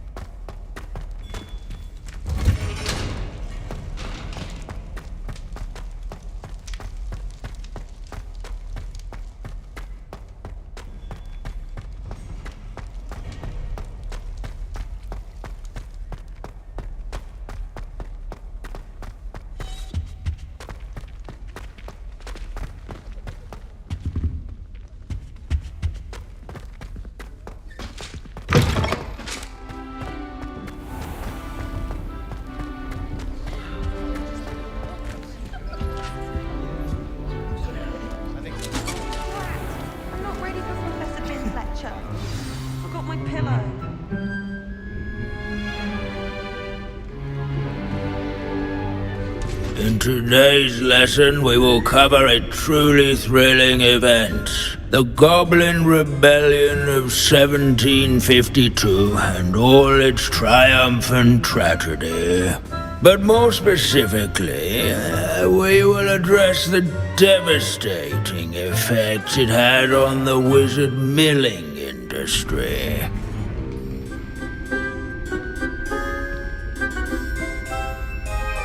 Actually, we do know the number. 632. But history occurs outside the classroom. And look, it's time for my constitutional. One can practically osmose the history flowing through Hogwarts. I think the professor wants us to follow him.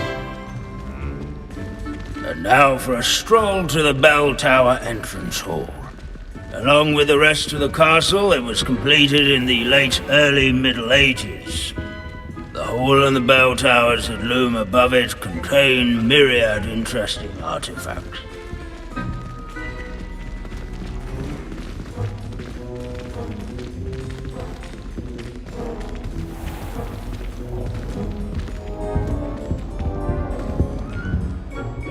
Good to see you again. Recovered from that nasty bout of dragon pox, have we? That wasn't me, Professor. I'm new here. Are you? Well then, welcome. No doubt you're eagerly anticipating my analysis of various wizarding councils, codes, statutes, and of course, goblin rebellions. Not all goblins are rebellious. Some venture into wizarding politics, such as Eargit the Ugly. Some are talented artisans, such as Bragbor the Boastful.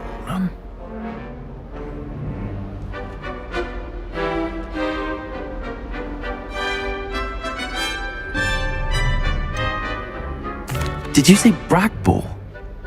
I think I know that name. Well known for his metalwork.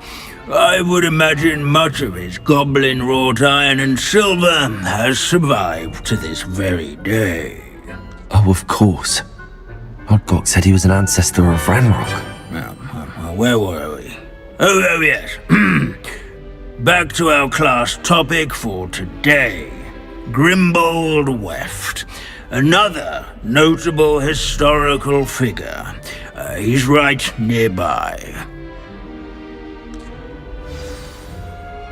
Curious students can find him on display here in the bell tower entrance hall. I recommend that all students introduce themselves within Revelio. Grimbold Weft was responsible for some of the most important work done in the Goblin Rebellion of 1752, such as sewing buttons on witches' and wizards' coats. Without his quick hand and deft needlework, countless witches and wizards may have caught cold during the late spring of that year. Abandoning class to wander the halls is in keeping with Professor Binns' manner of teaching. For knowledge, would do well to seek him out. Revelio.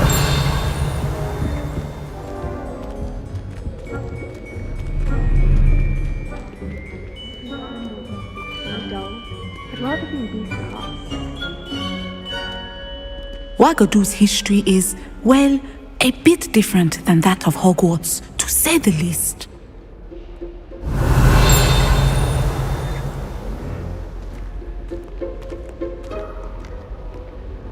These bits of broom are all that's left of a witch called Celine Wartnobby. Rumour has it, she was demonstrating her experimental lunar apparition charm. She was never seen again. Perhaps she succeeded. I suppose we'll never know.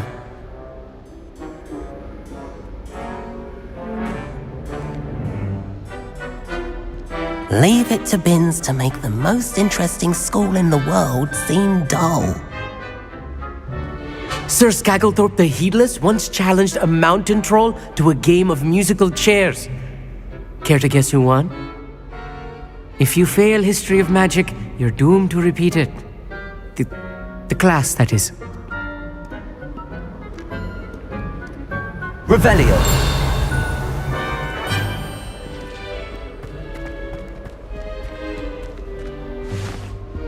What I wouldn't give to be back on a broom right now.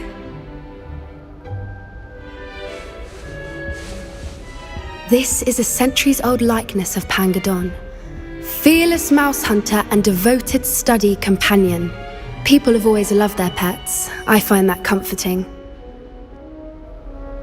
At least we're out of the classroom.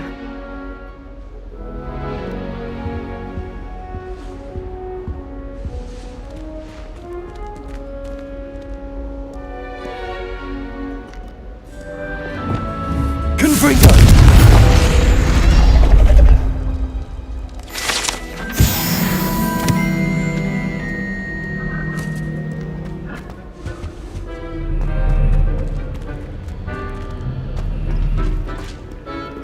This Revelio. sounds like a helpful fellow.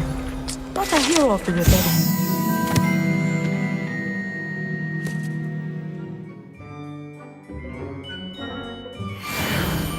Oh yes, I see you found Grimbold Weft.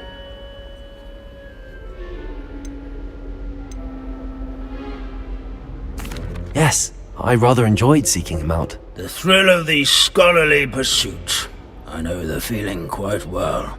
Now, let's turn our attention to the agreeability and general good nature of Sir Athbuttle. He's also nearby.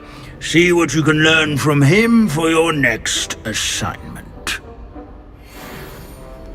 Standing in eternal but symbolic watch over the bell tower is a retinue of loyal knights, or rather, statues of knights, I should clarify. Keen-eyed students will spot the statue of Sir Athbuttle of the cheerful countenance nestled among the ranks. His fame was not won by vanquishing foes in single combat, nor by slaying bloodthirsty dragons, but rather in training yards and sculleries, where his warm and approachable demeanor was celebrated by old friends and newcomers alike. I encourage everyone to make the waving statue's acquaintance.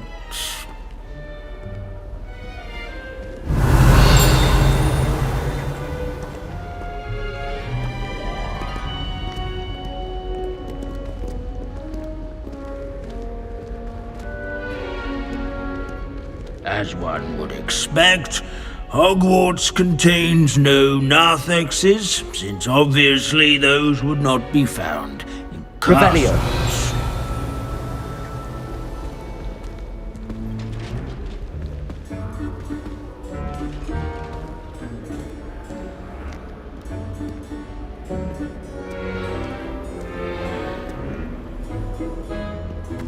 Hogwarts is impervious to the inexorable march of time. Perhaps that is why I admire it so.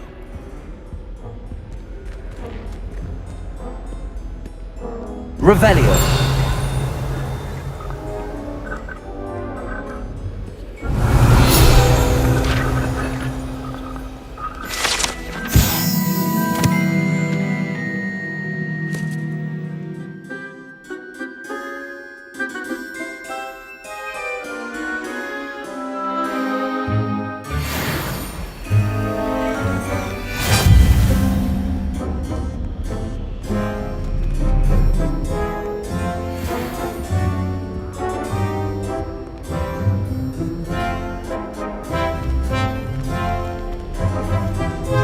Students often complain about the many staircases at Hogwarts, but they never bother me. Professor Binns, I found the statue of Sir Athbuttle. Ah, well done. Alas, Sir Athbuttle's affability was his undoing. Died instantly trying to befriend a basilisk. Eye contact is not always to be encouraged. So beloved was he that even some goblins mourned his passing. Of course, that did not bode well with the rest of the goblins, most of whom could not abide mourning the loss of a wizard.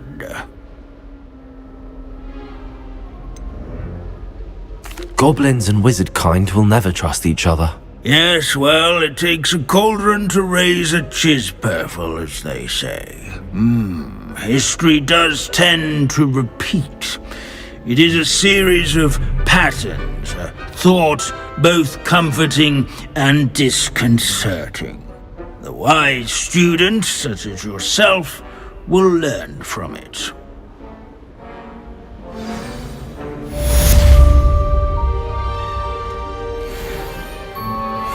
History is written by those who do their schoolwork, so they say. Or at least, I like to say that. Looks like we've all gone on another one of Binz's wild goose chases. How can we do so much and accomplish so little? This unassuming smudge is rumoured to be the location of the very first successful use of Bombarda. I suppose successful is a relative term, since whoever cast it didn't live to tell the tale. Revelio.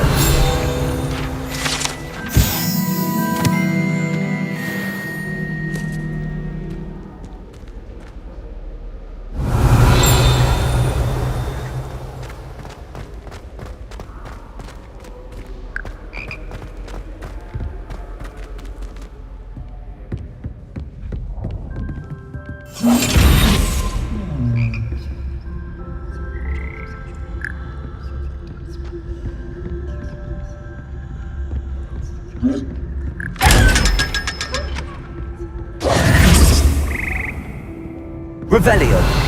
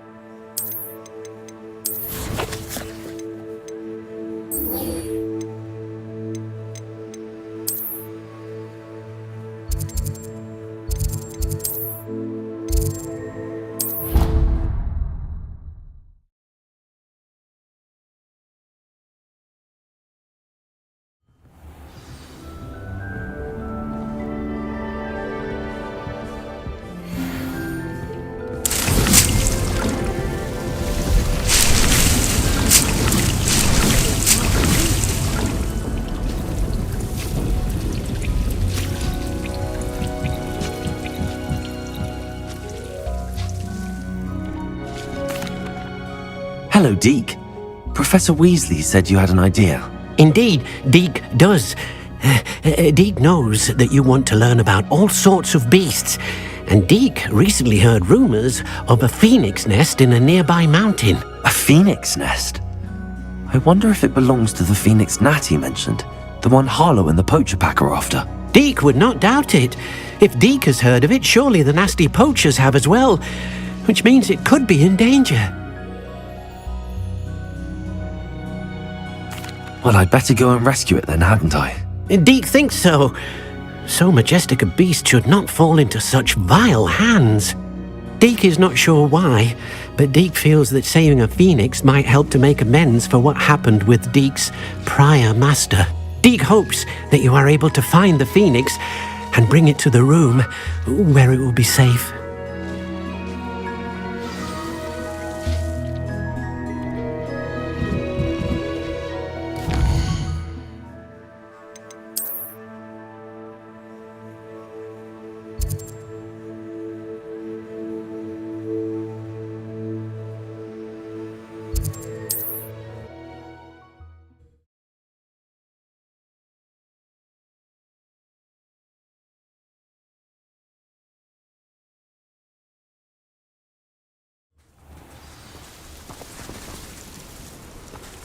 Revelio.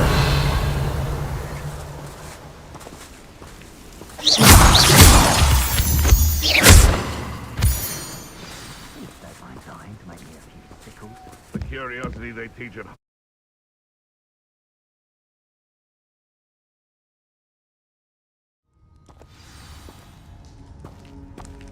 A blockade.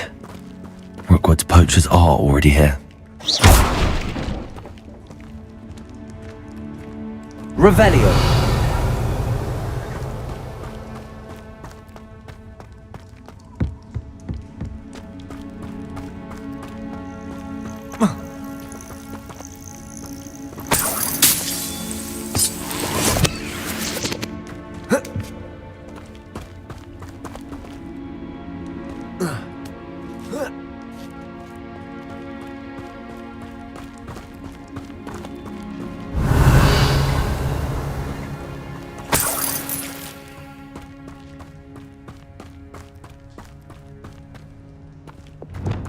Confringo!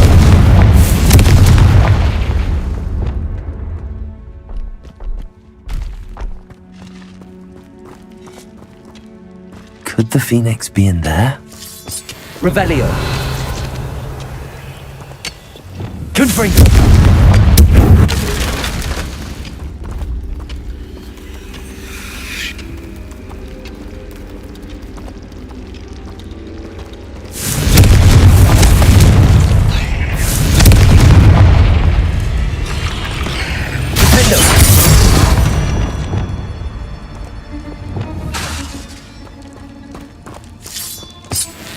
Confringo. Revelio.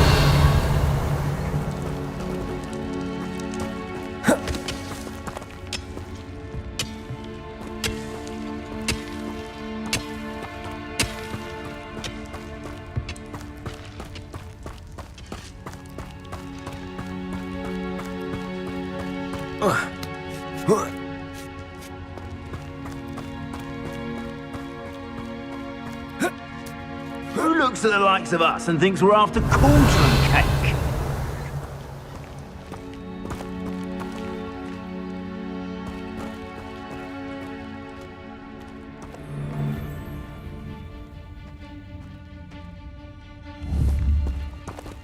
Levioso. I can send you. Get down here! Protego. Stupefy. Incendio. Depulso. Stupefy. Defendo. Expelliarmus. How? Imperio.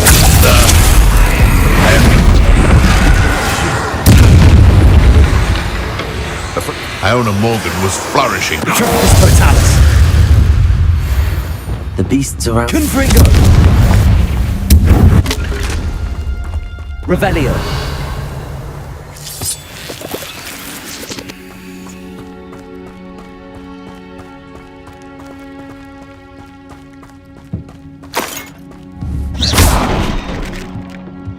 Revelio. Confringo! Lumos. Confringo!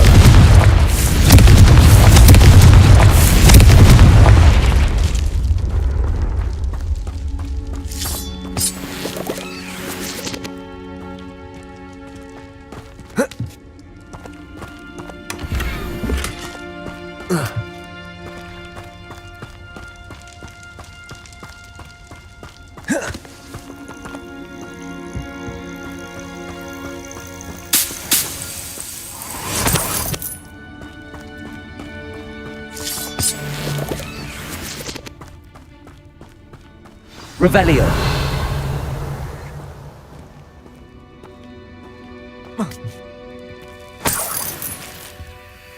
More poachers. How many are there?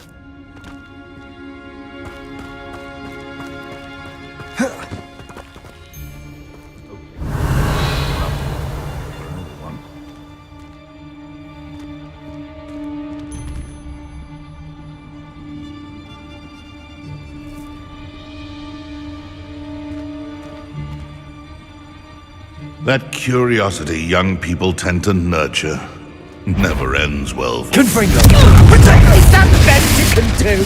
Levioso! Nothing more! Accio! Levioso! Leviosa!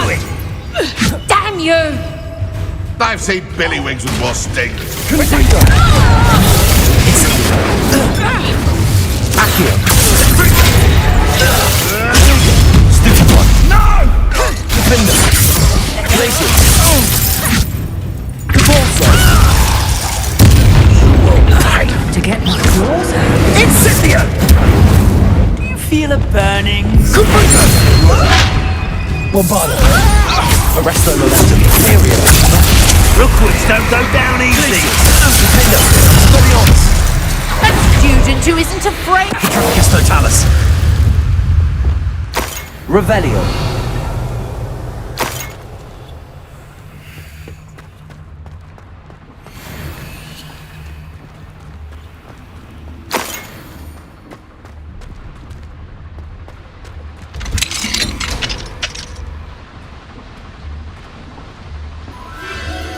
The Phoenix!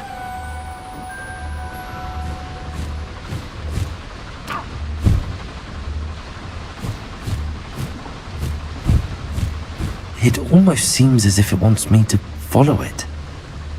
I need to find it before the poachers do.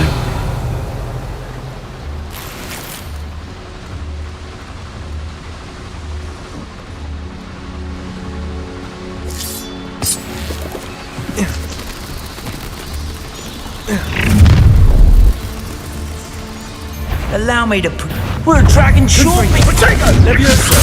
Accio! Pulsar!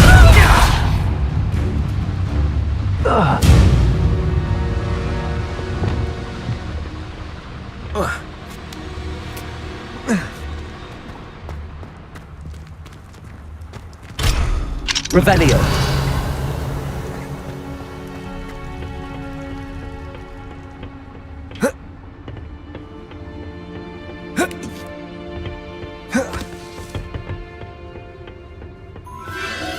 There it is again.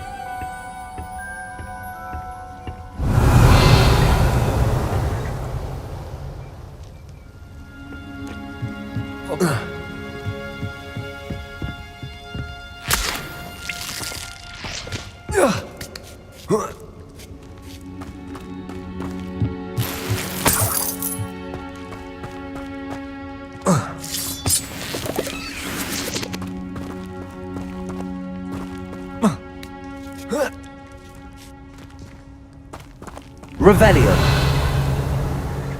Confringo!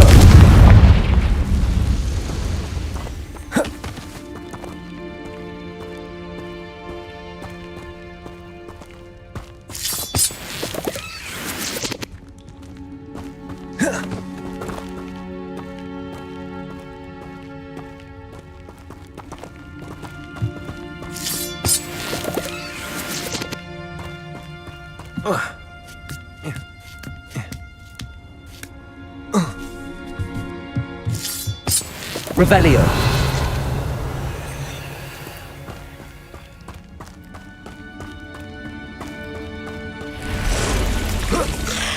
Confringo! Accio! Incendio! Depulso!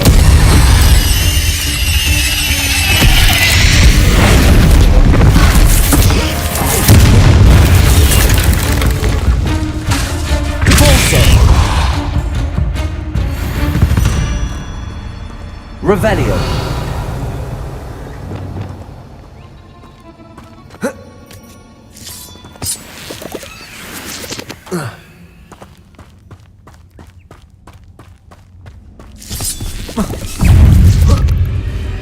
Lumos! Confringo! Accio! Incendio!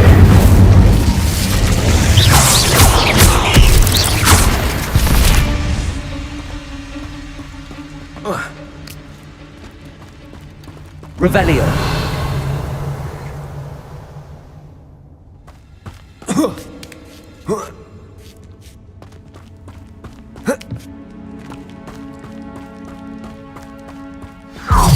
Where? A little different. Confringo! Potato! Leviosa! No, but If I had so much as Accio! I'll be sorry! Reduction! All right, Confringo! Aki! Incendio! Leviosa! Freeze! Defender! Expelliarmus! Repulsor! Arresto Momentum! Bombarda!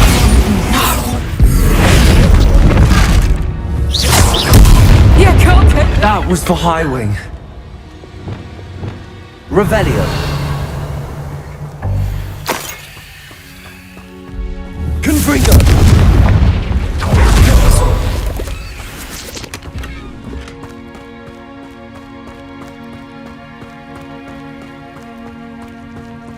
Revelio.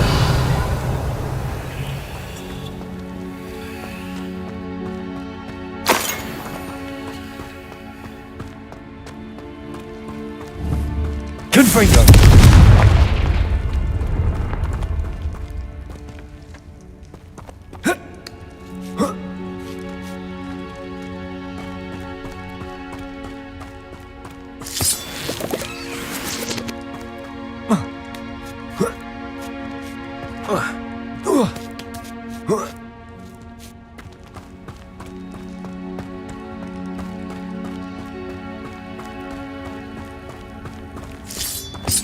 Revelio.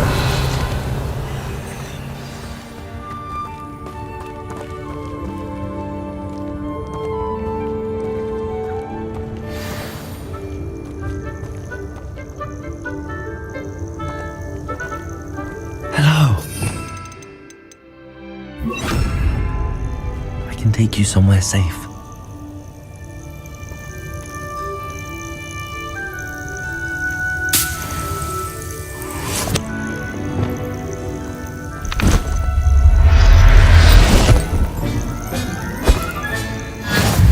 Seems happy to come with me. I wonder if it could travel in the knapsack. Revelio.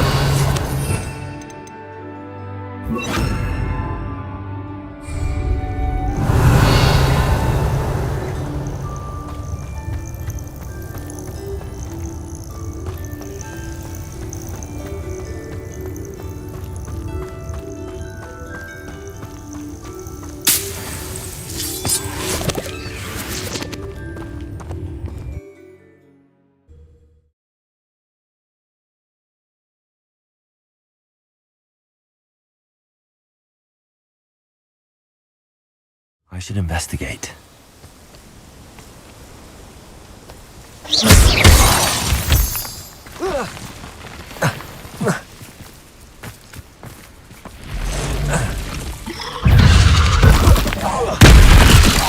Confringo! Incendio!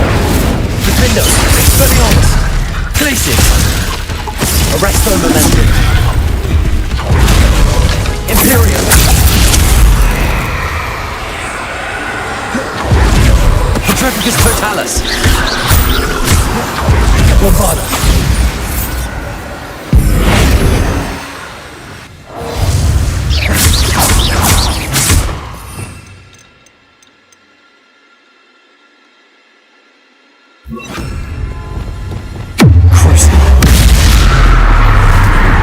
Confringo!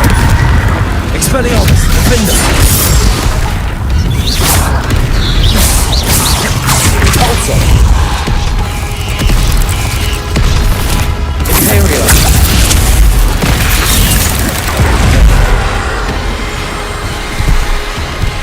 Bombarda! Arresto Momentum!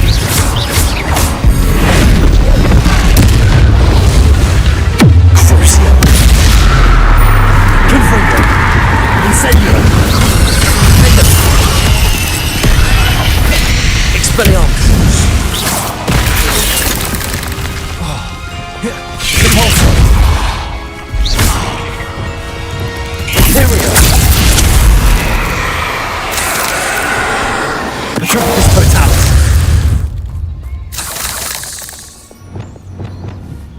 Confringo! Revelio!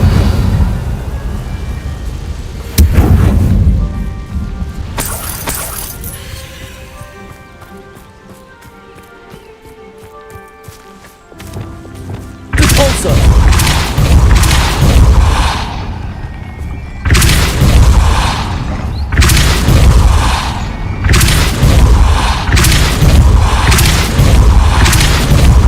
Arresto momentum. Compulso. Arresto momentum.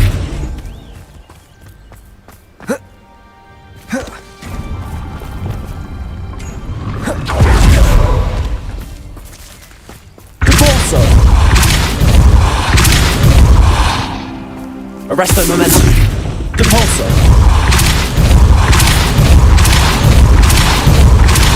Arresto momentum.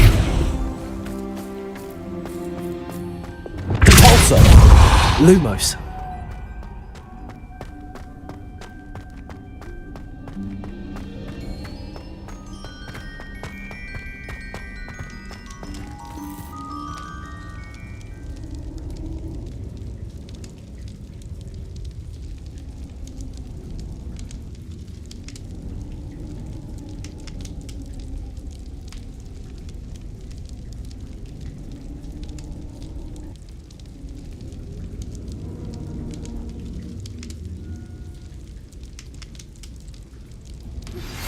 That relic is the key to saving Anne. I know it. Meet me outside of Feldcrot as soon as you can.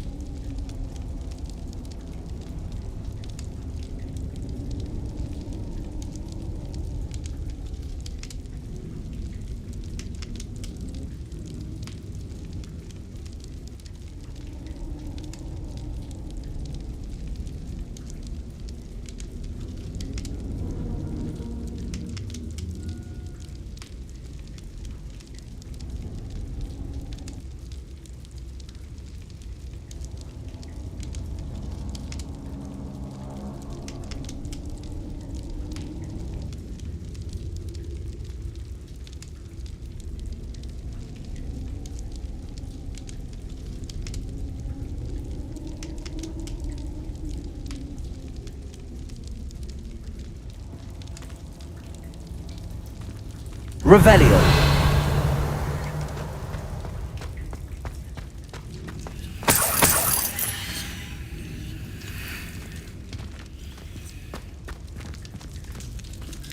Wingardium Leviosa.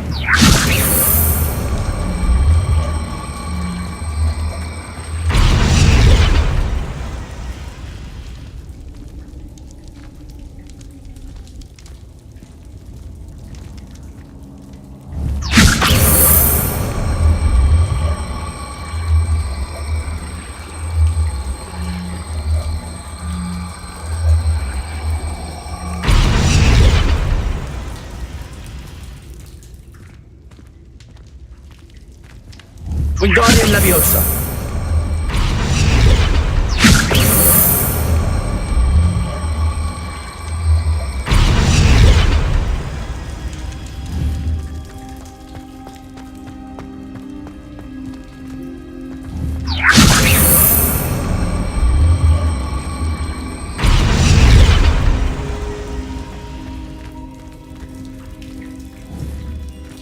Revelio. Confringo. Incendio. Levioso. Defendum. Expelliarmus. Arresto momentum.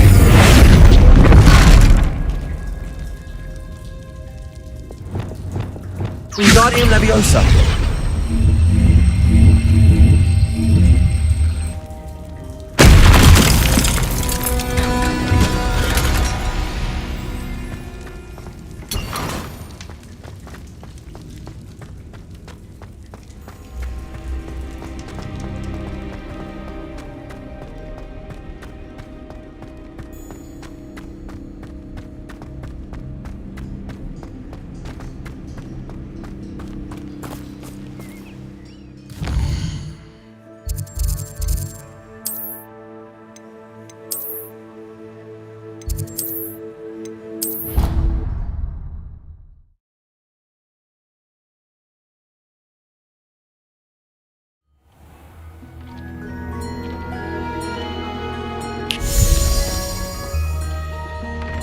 Did you find the phoenix? Yes, Deke. And I rescued it from the poachers. I have it here. It's safe. Remarkable! Well, what are you waiting for? Deke cannot wait to...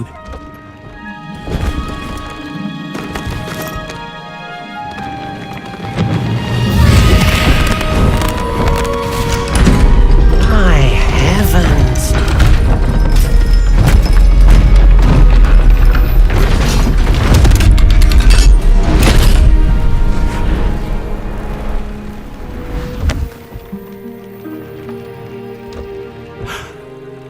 What a beauty!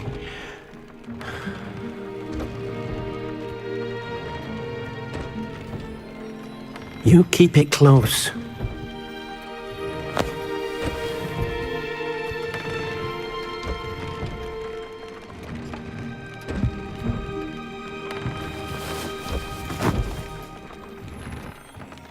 Professor Weasley and Deke were right to tell you about the Room of Requirement.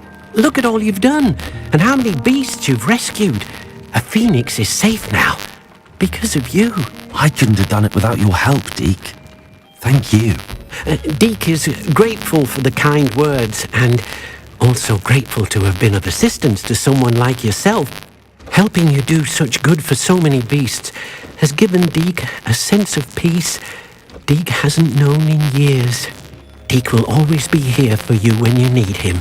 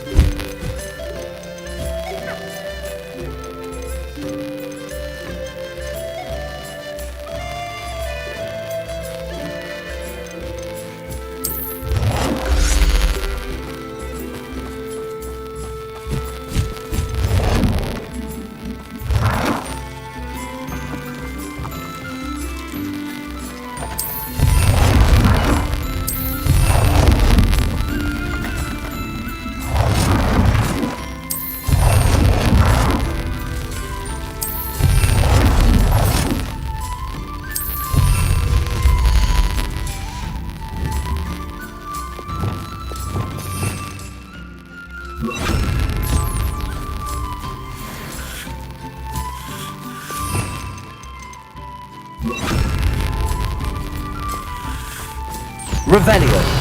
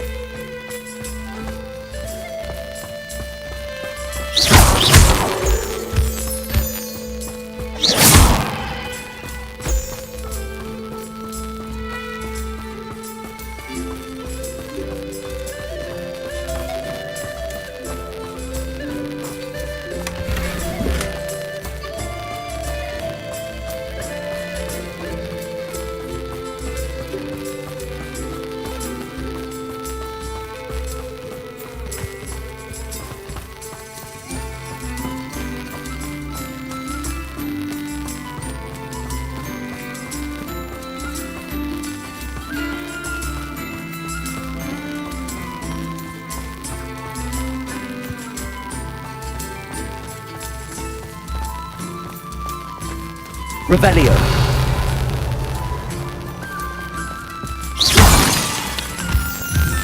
Confringo.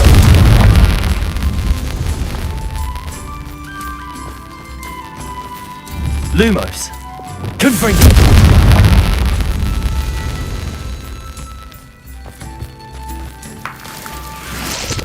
Revelio.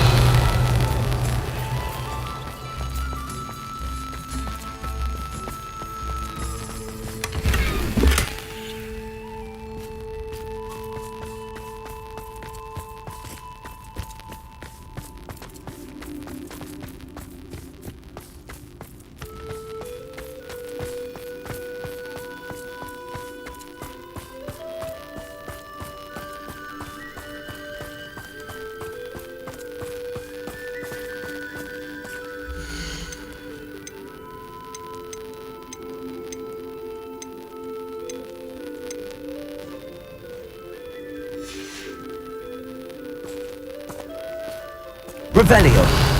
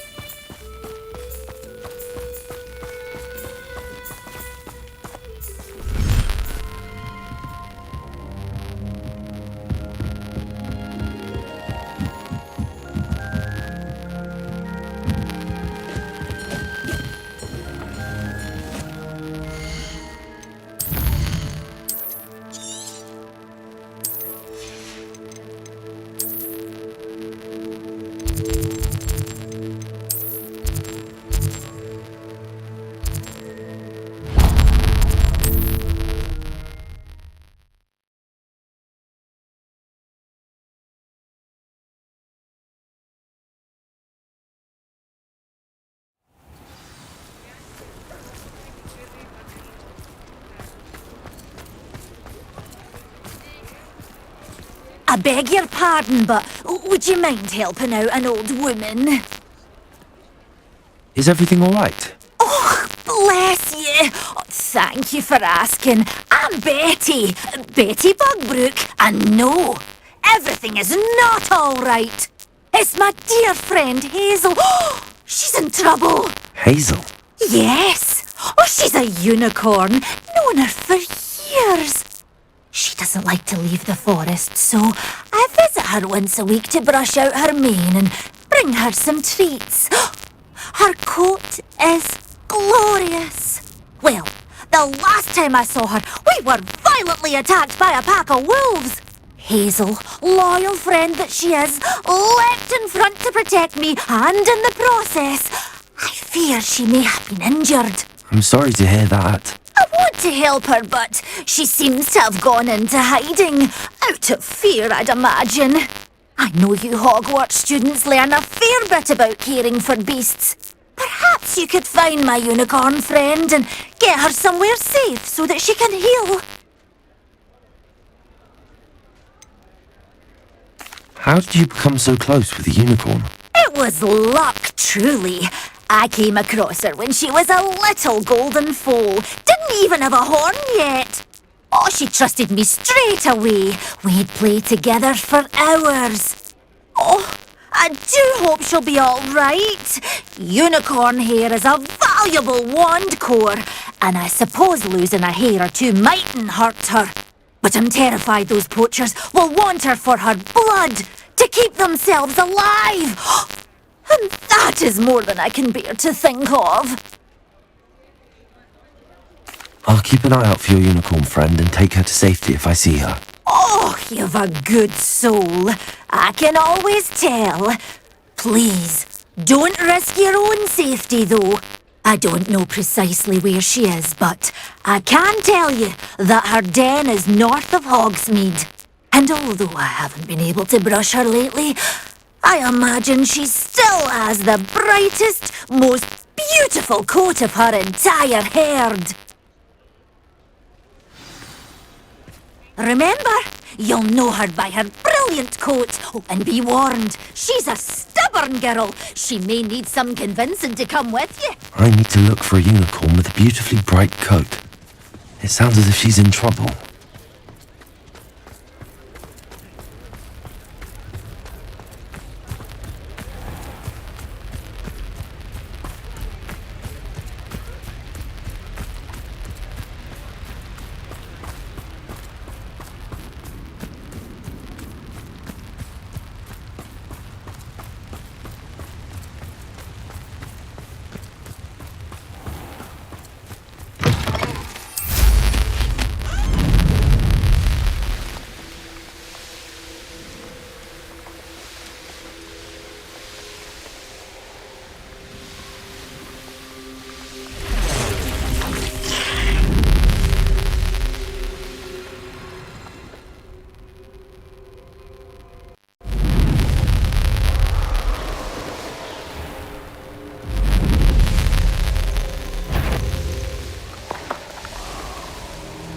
Hazel must be here somewhere.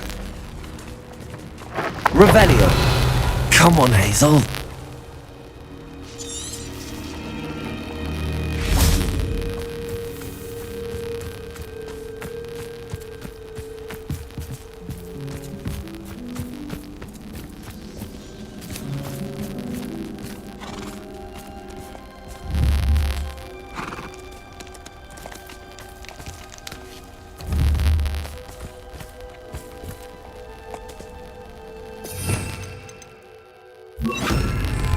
Revelio!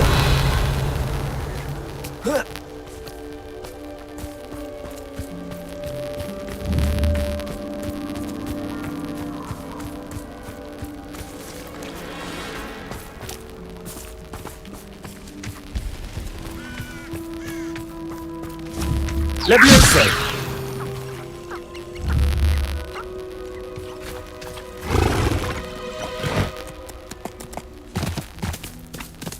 When the clouds are dark is always the best. Nature herself lends a veil beneath which to orchestrate one's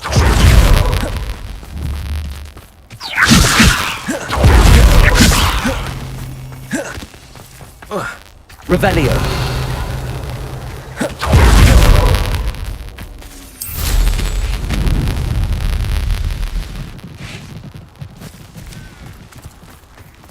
Levioso!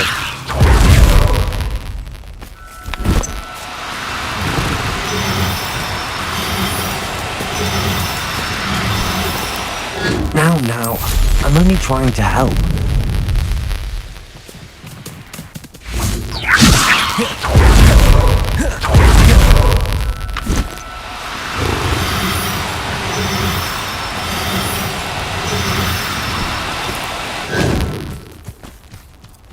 Levioso! Setting up the dragon signs with them.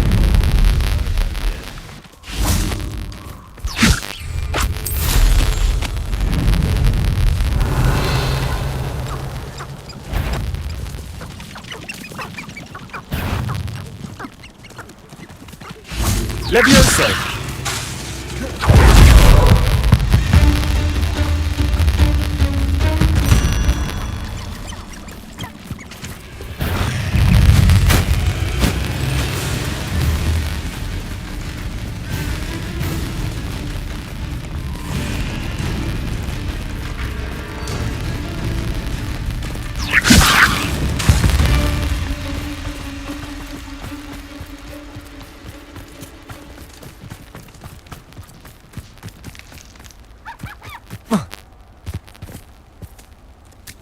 Levioso!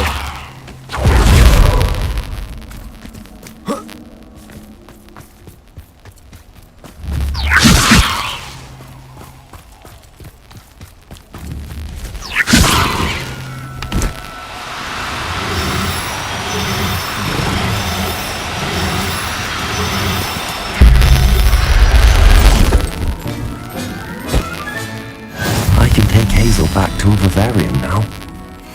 I should let... If she's safe.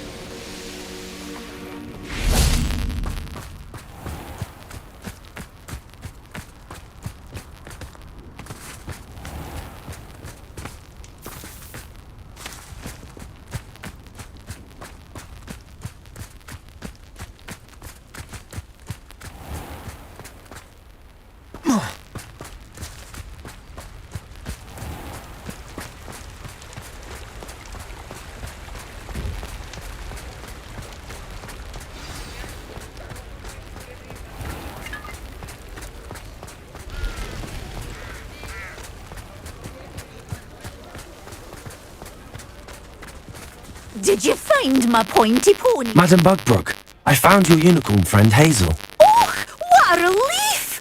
Is she all right? Are you all right? Do you have a safe place for her to stay?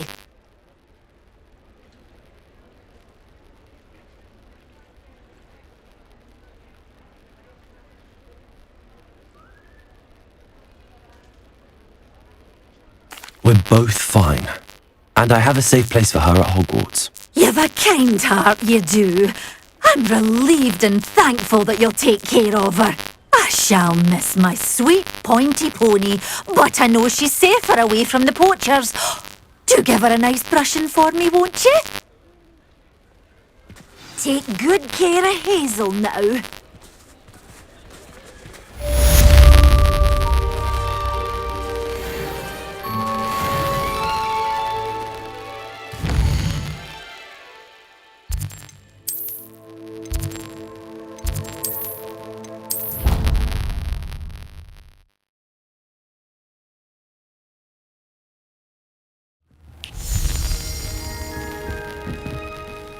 I'd like to ask you about changing the room's ambience. Of course.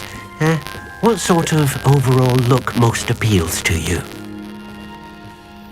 Actually, perhaps another time.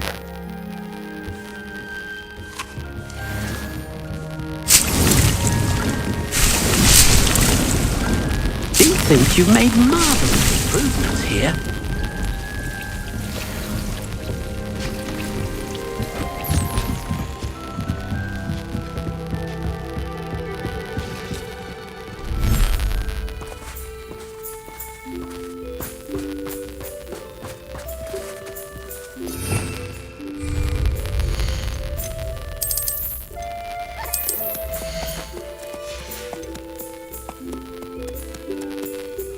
Everything's all right now.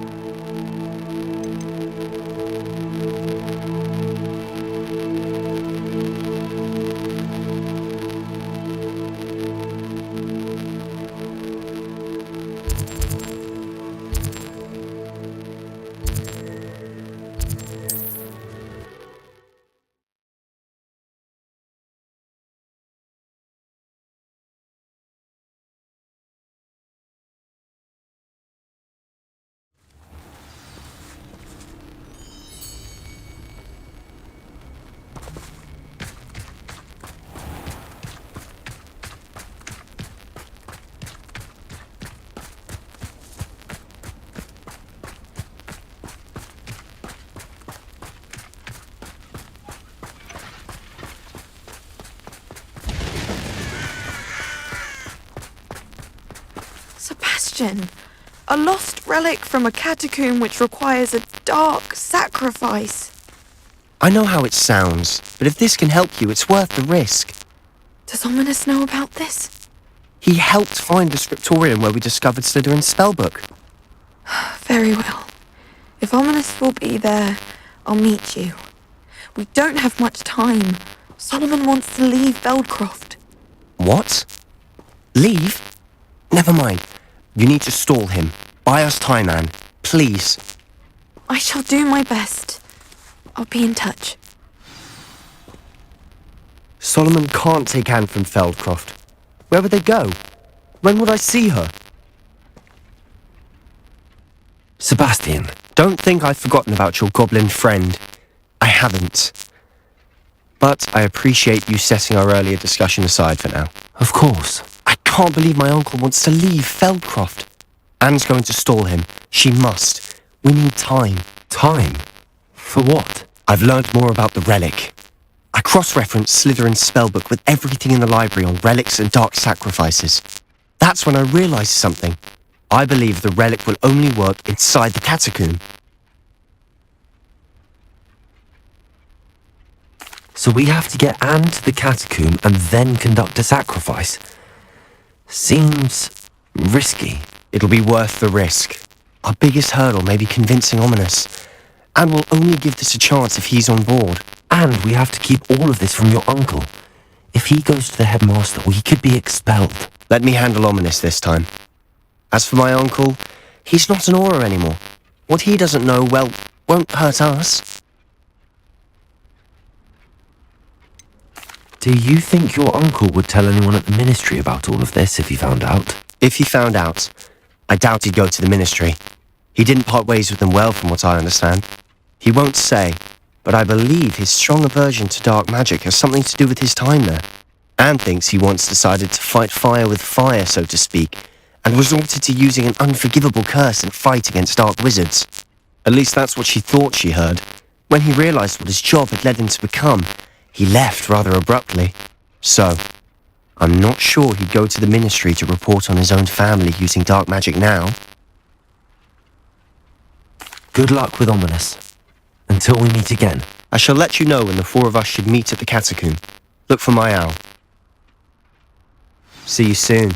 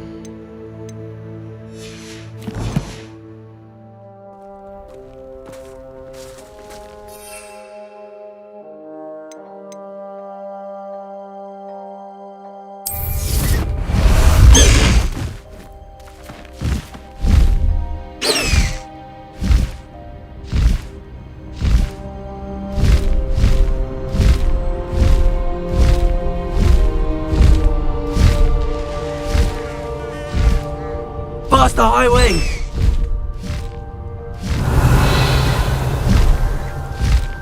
High Wing, go!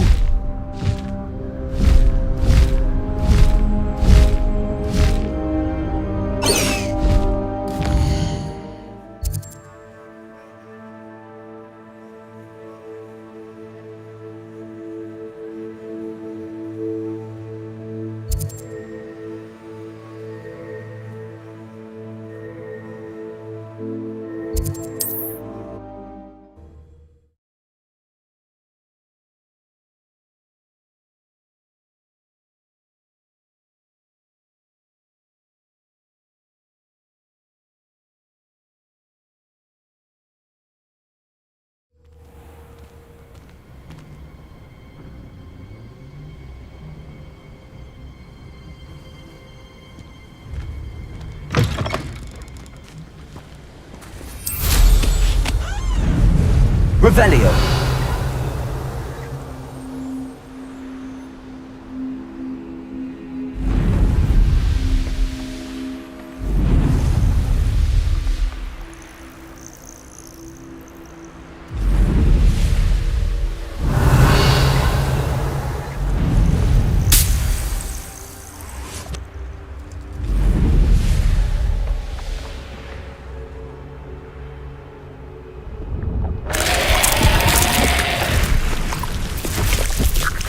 Revelio.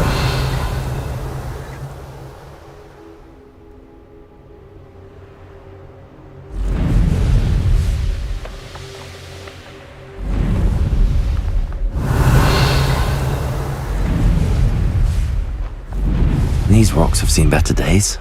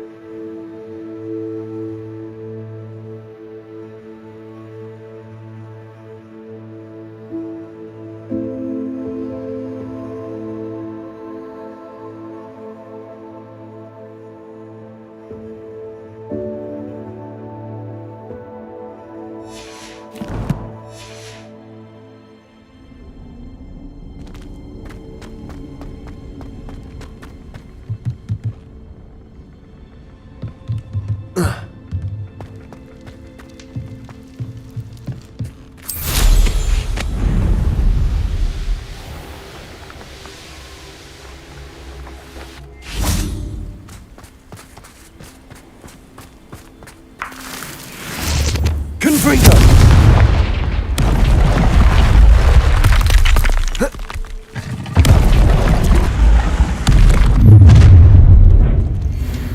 Ha! Correct. Tiger! Accio! Incendio! Confringo! Imperial! Stop this! Oh!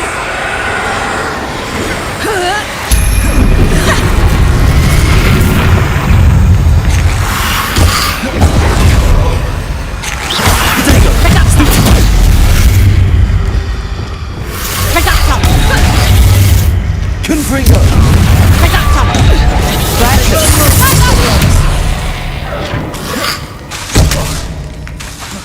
Incendio! Learn that first year, did ya? Confringo! Amateur! Productor!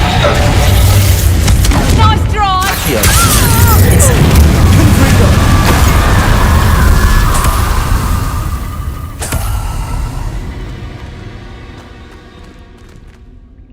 Alohomora!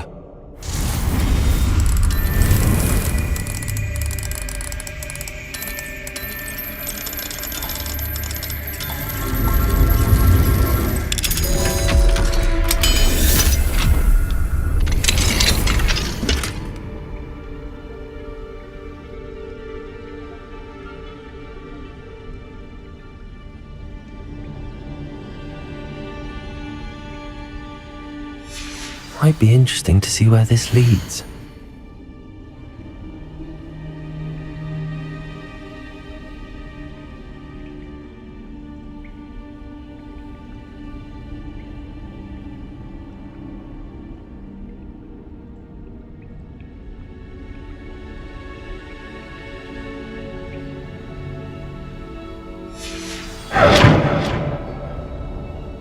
Revelio!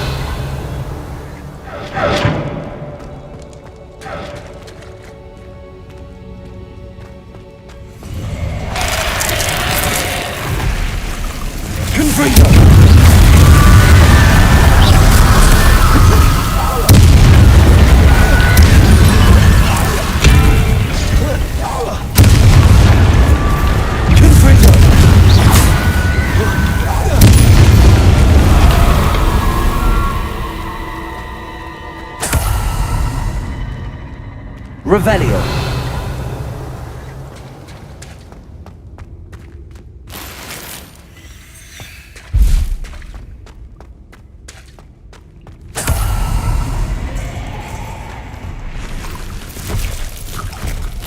Confringo! Accio! Incendio! Confringo! Expelliarmus! Revelio!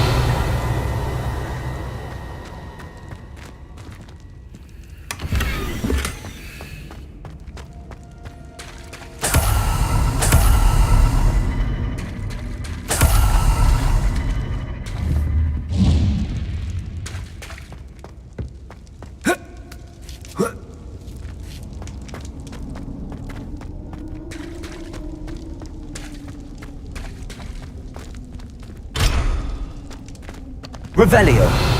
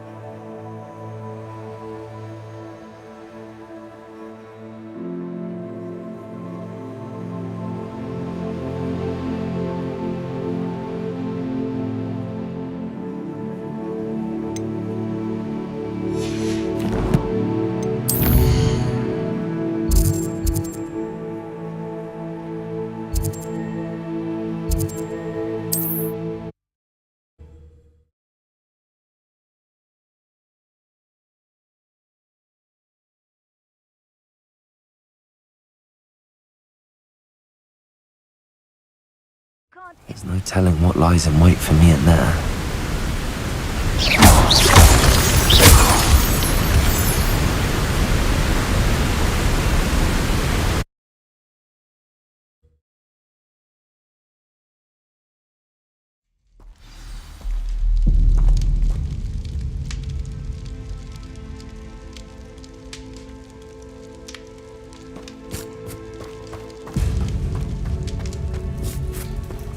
Revelio.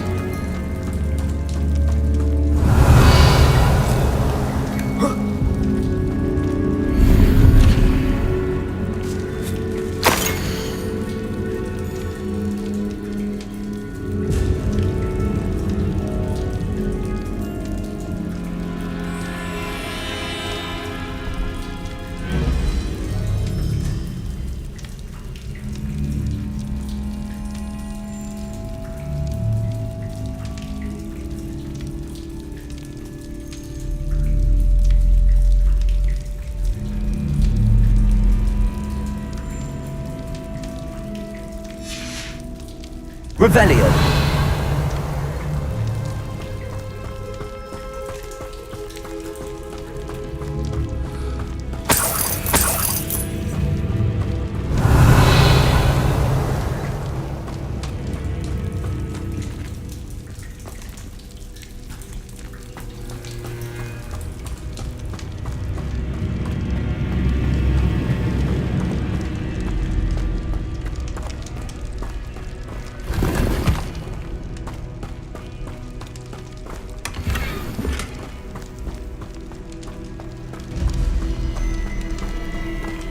Considering the bones, I'll assume this is a tomb.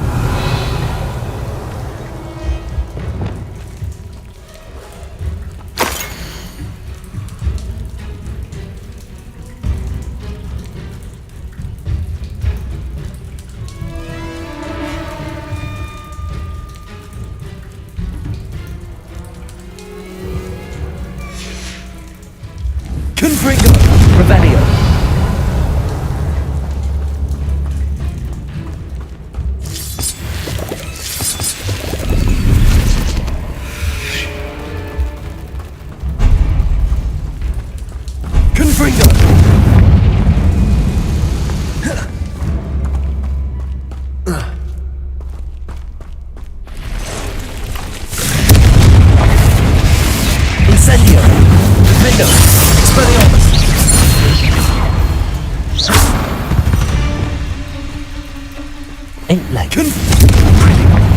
A first piece of the puzzle.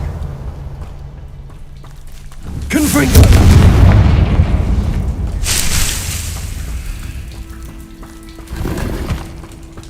Must be something around here I can find.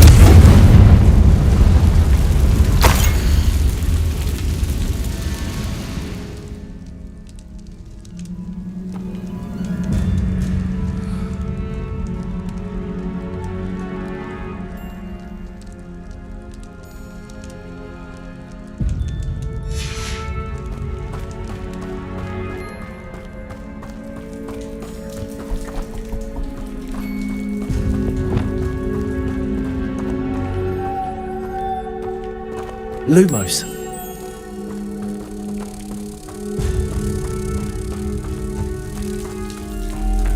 One down, two to go.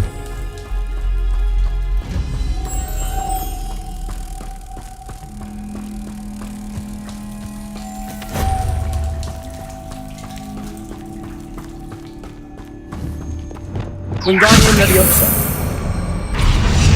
Leviosa.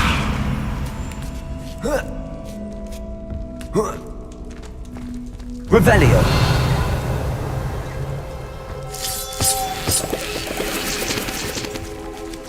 Accio.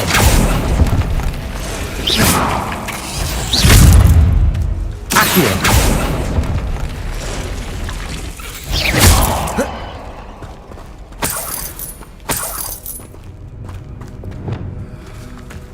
Lumos.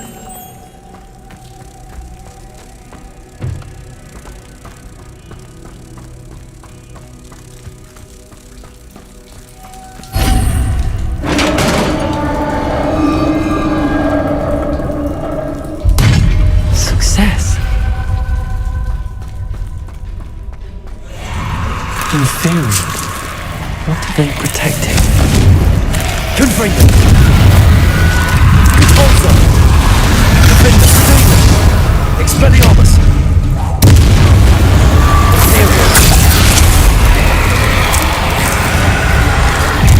Arrest the momentum.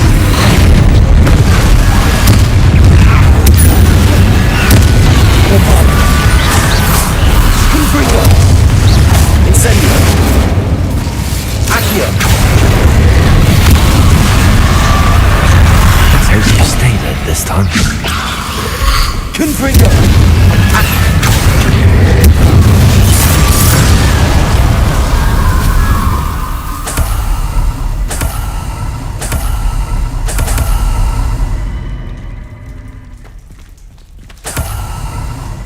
Revelio.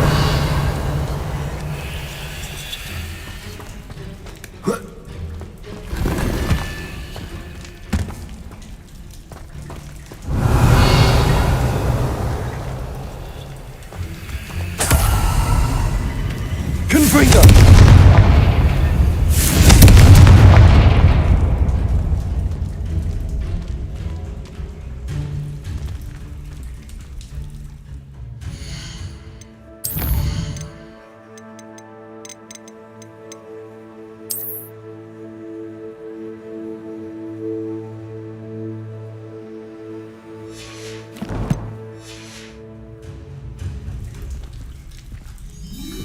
Revelio.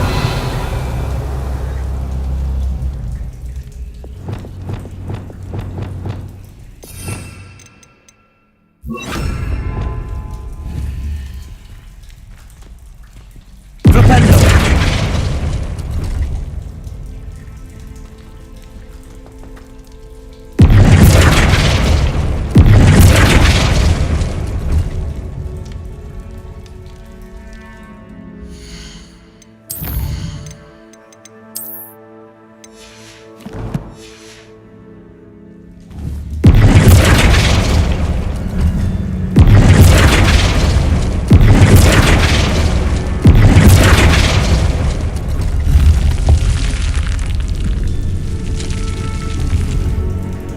Eureka!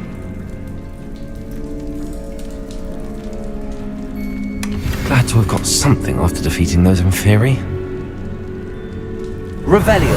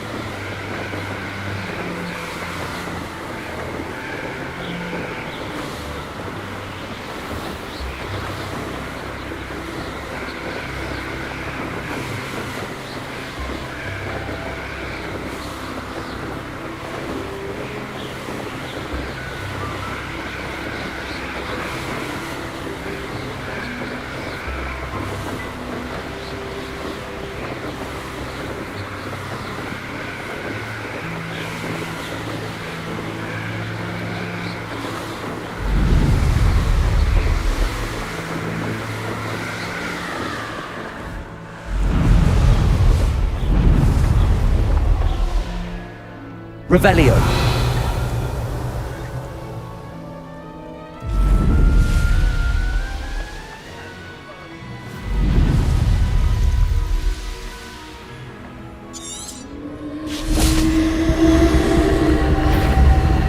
Confringo. Imperial.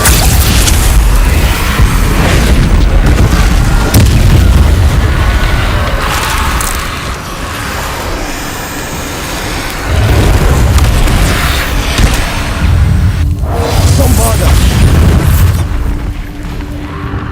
Defendo. Cabolso. Confringo. Incendio.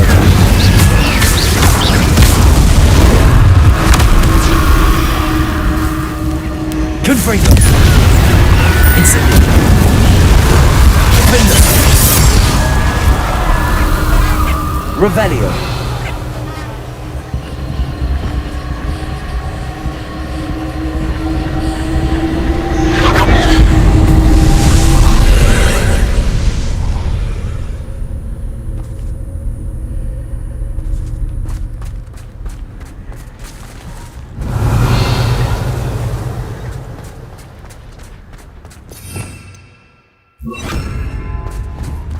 Reparo.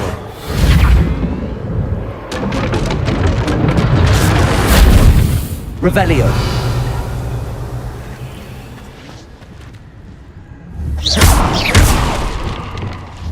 Compulso. Arresto momentum. Revelio.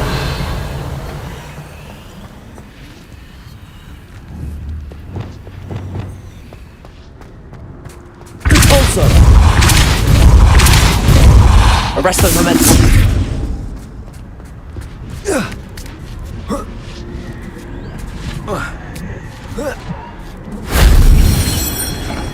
Revelio.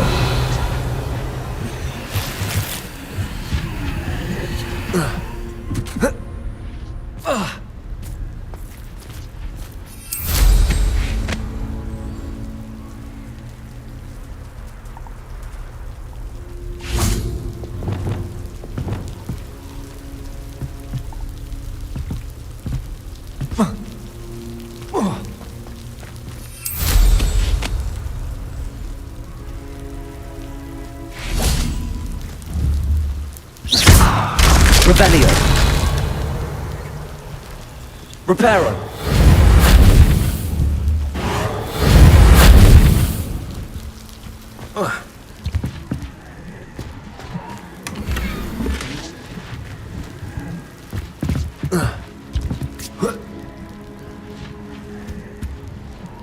Revelio.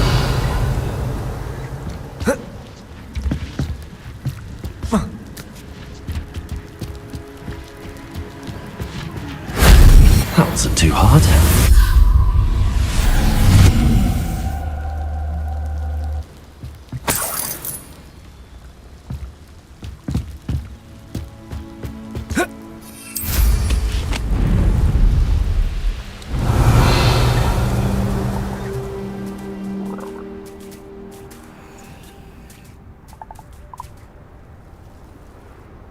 Revelio.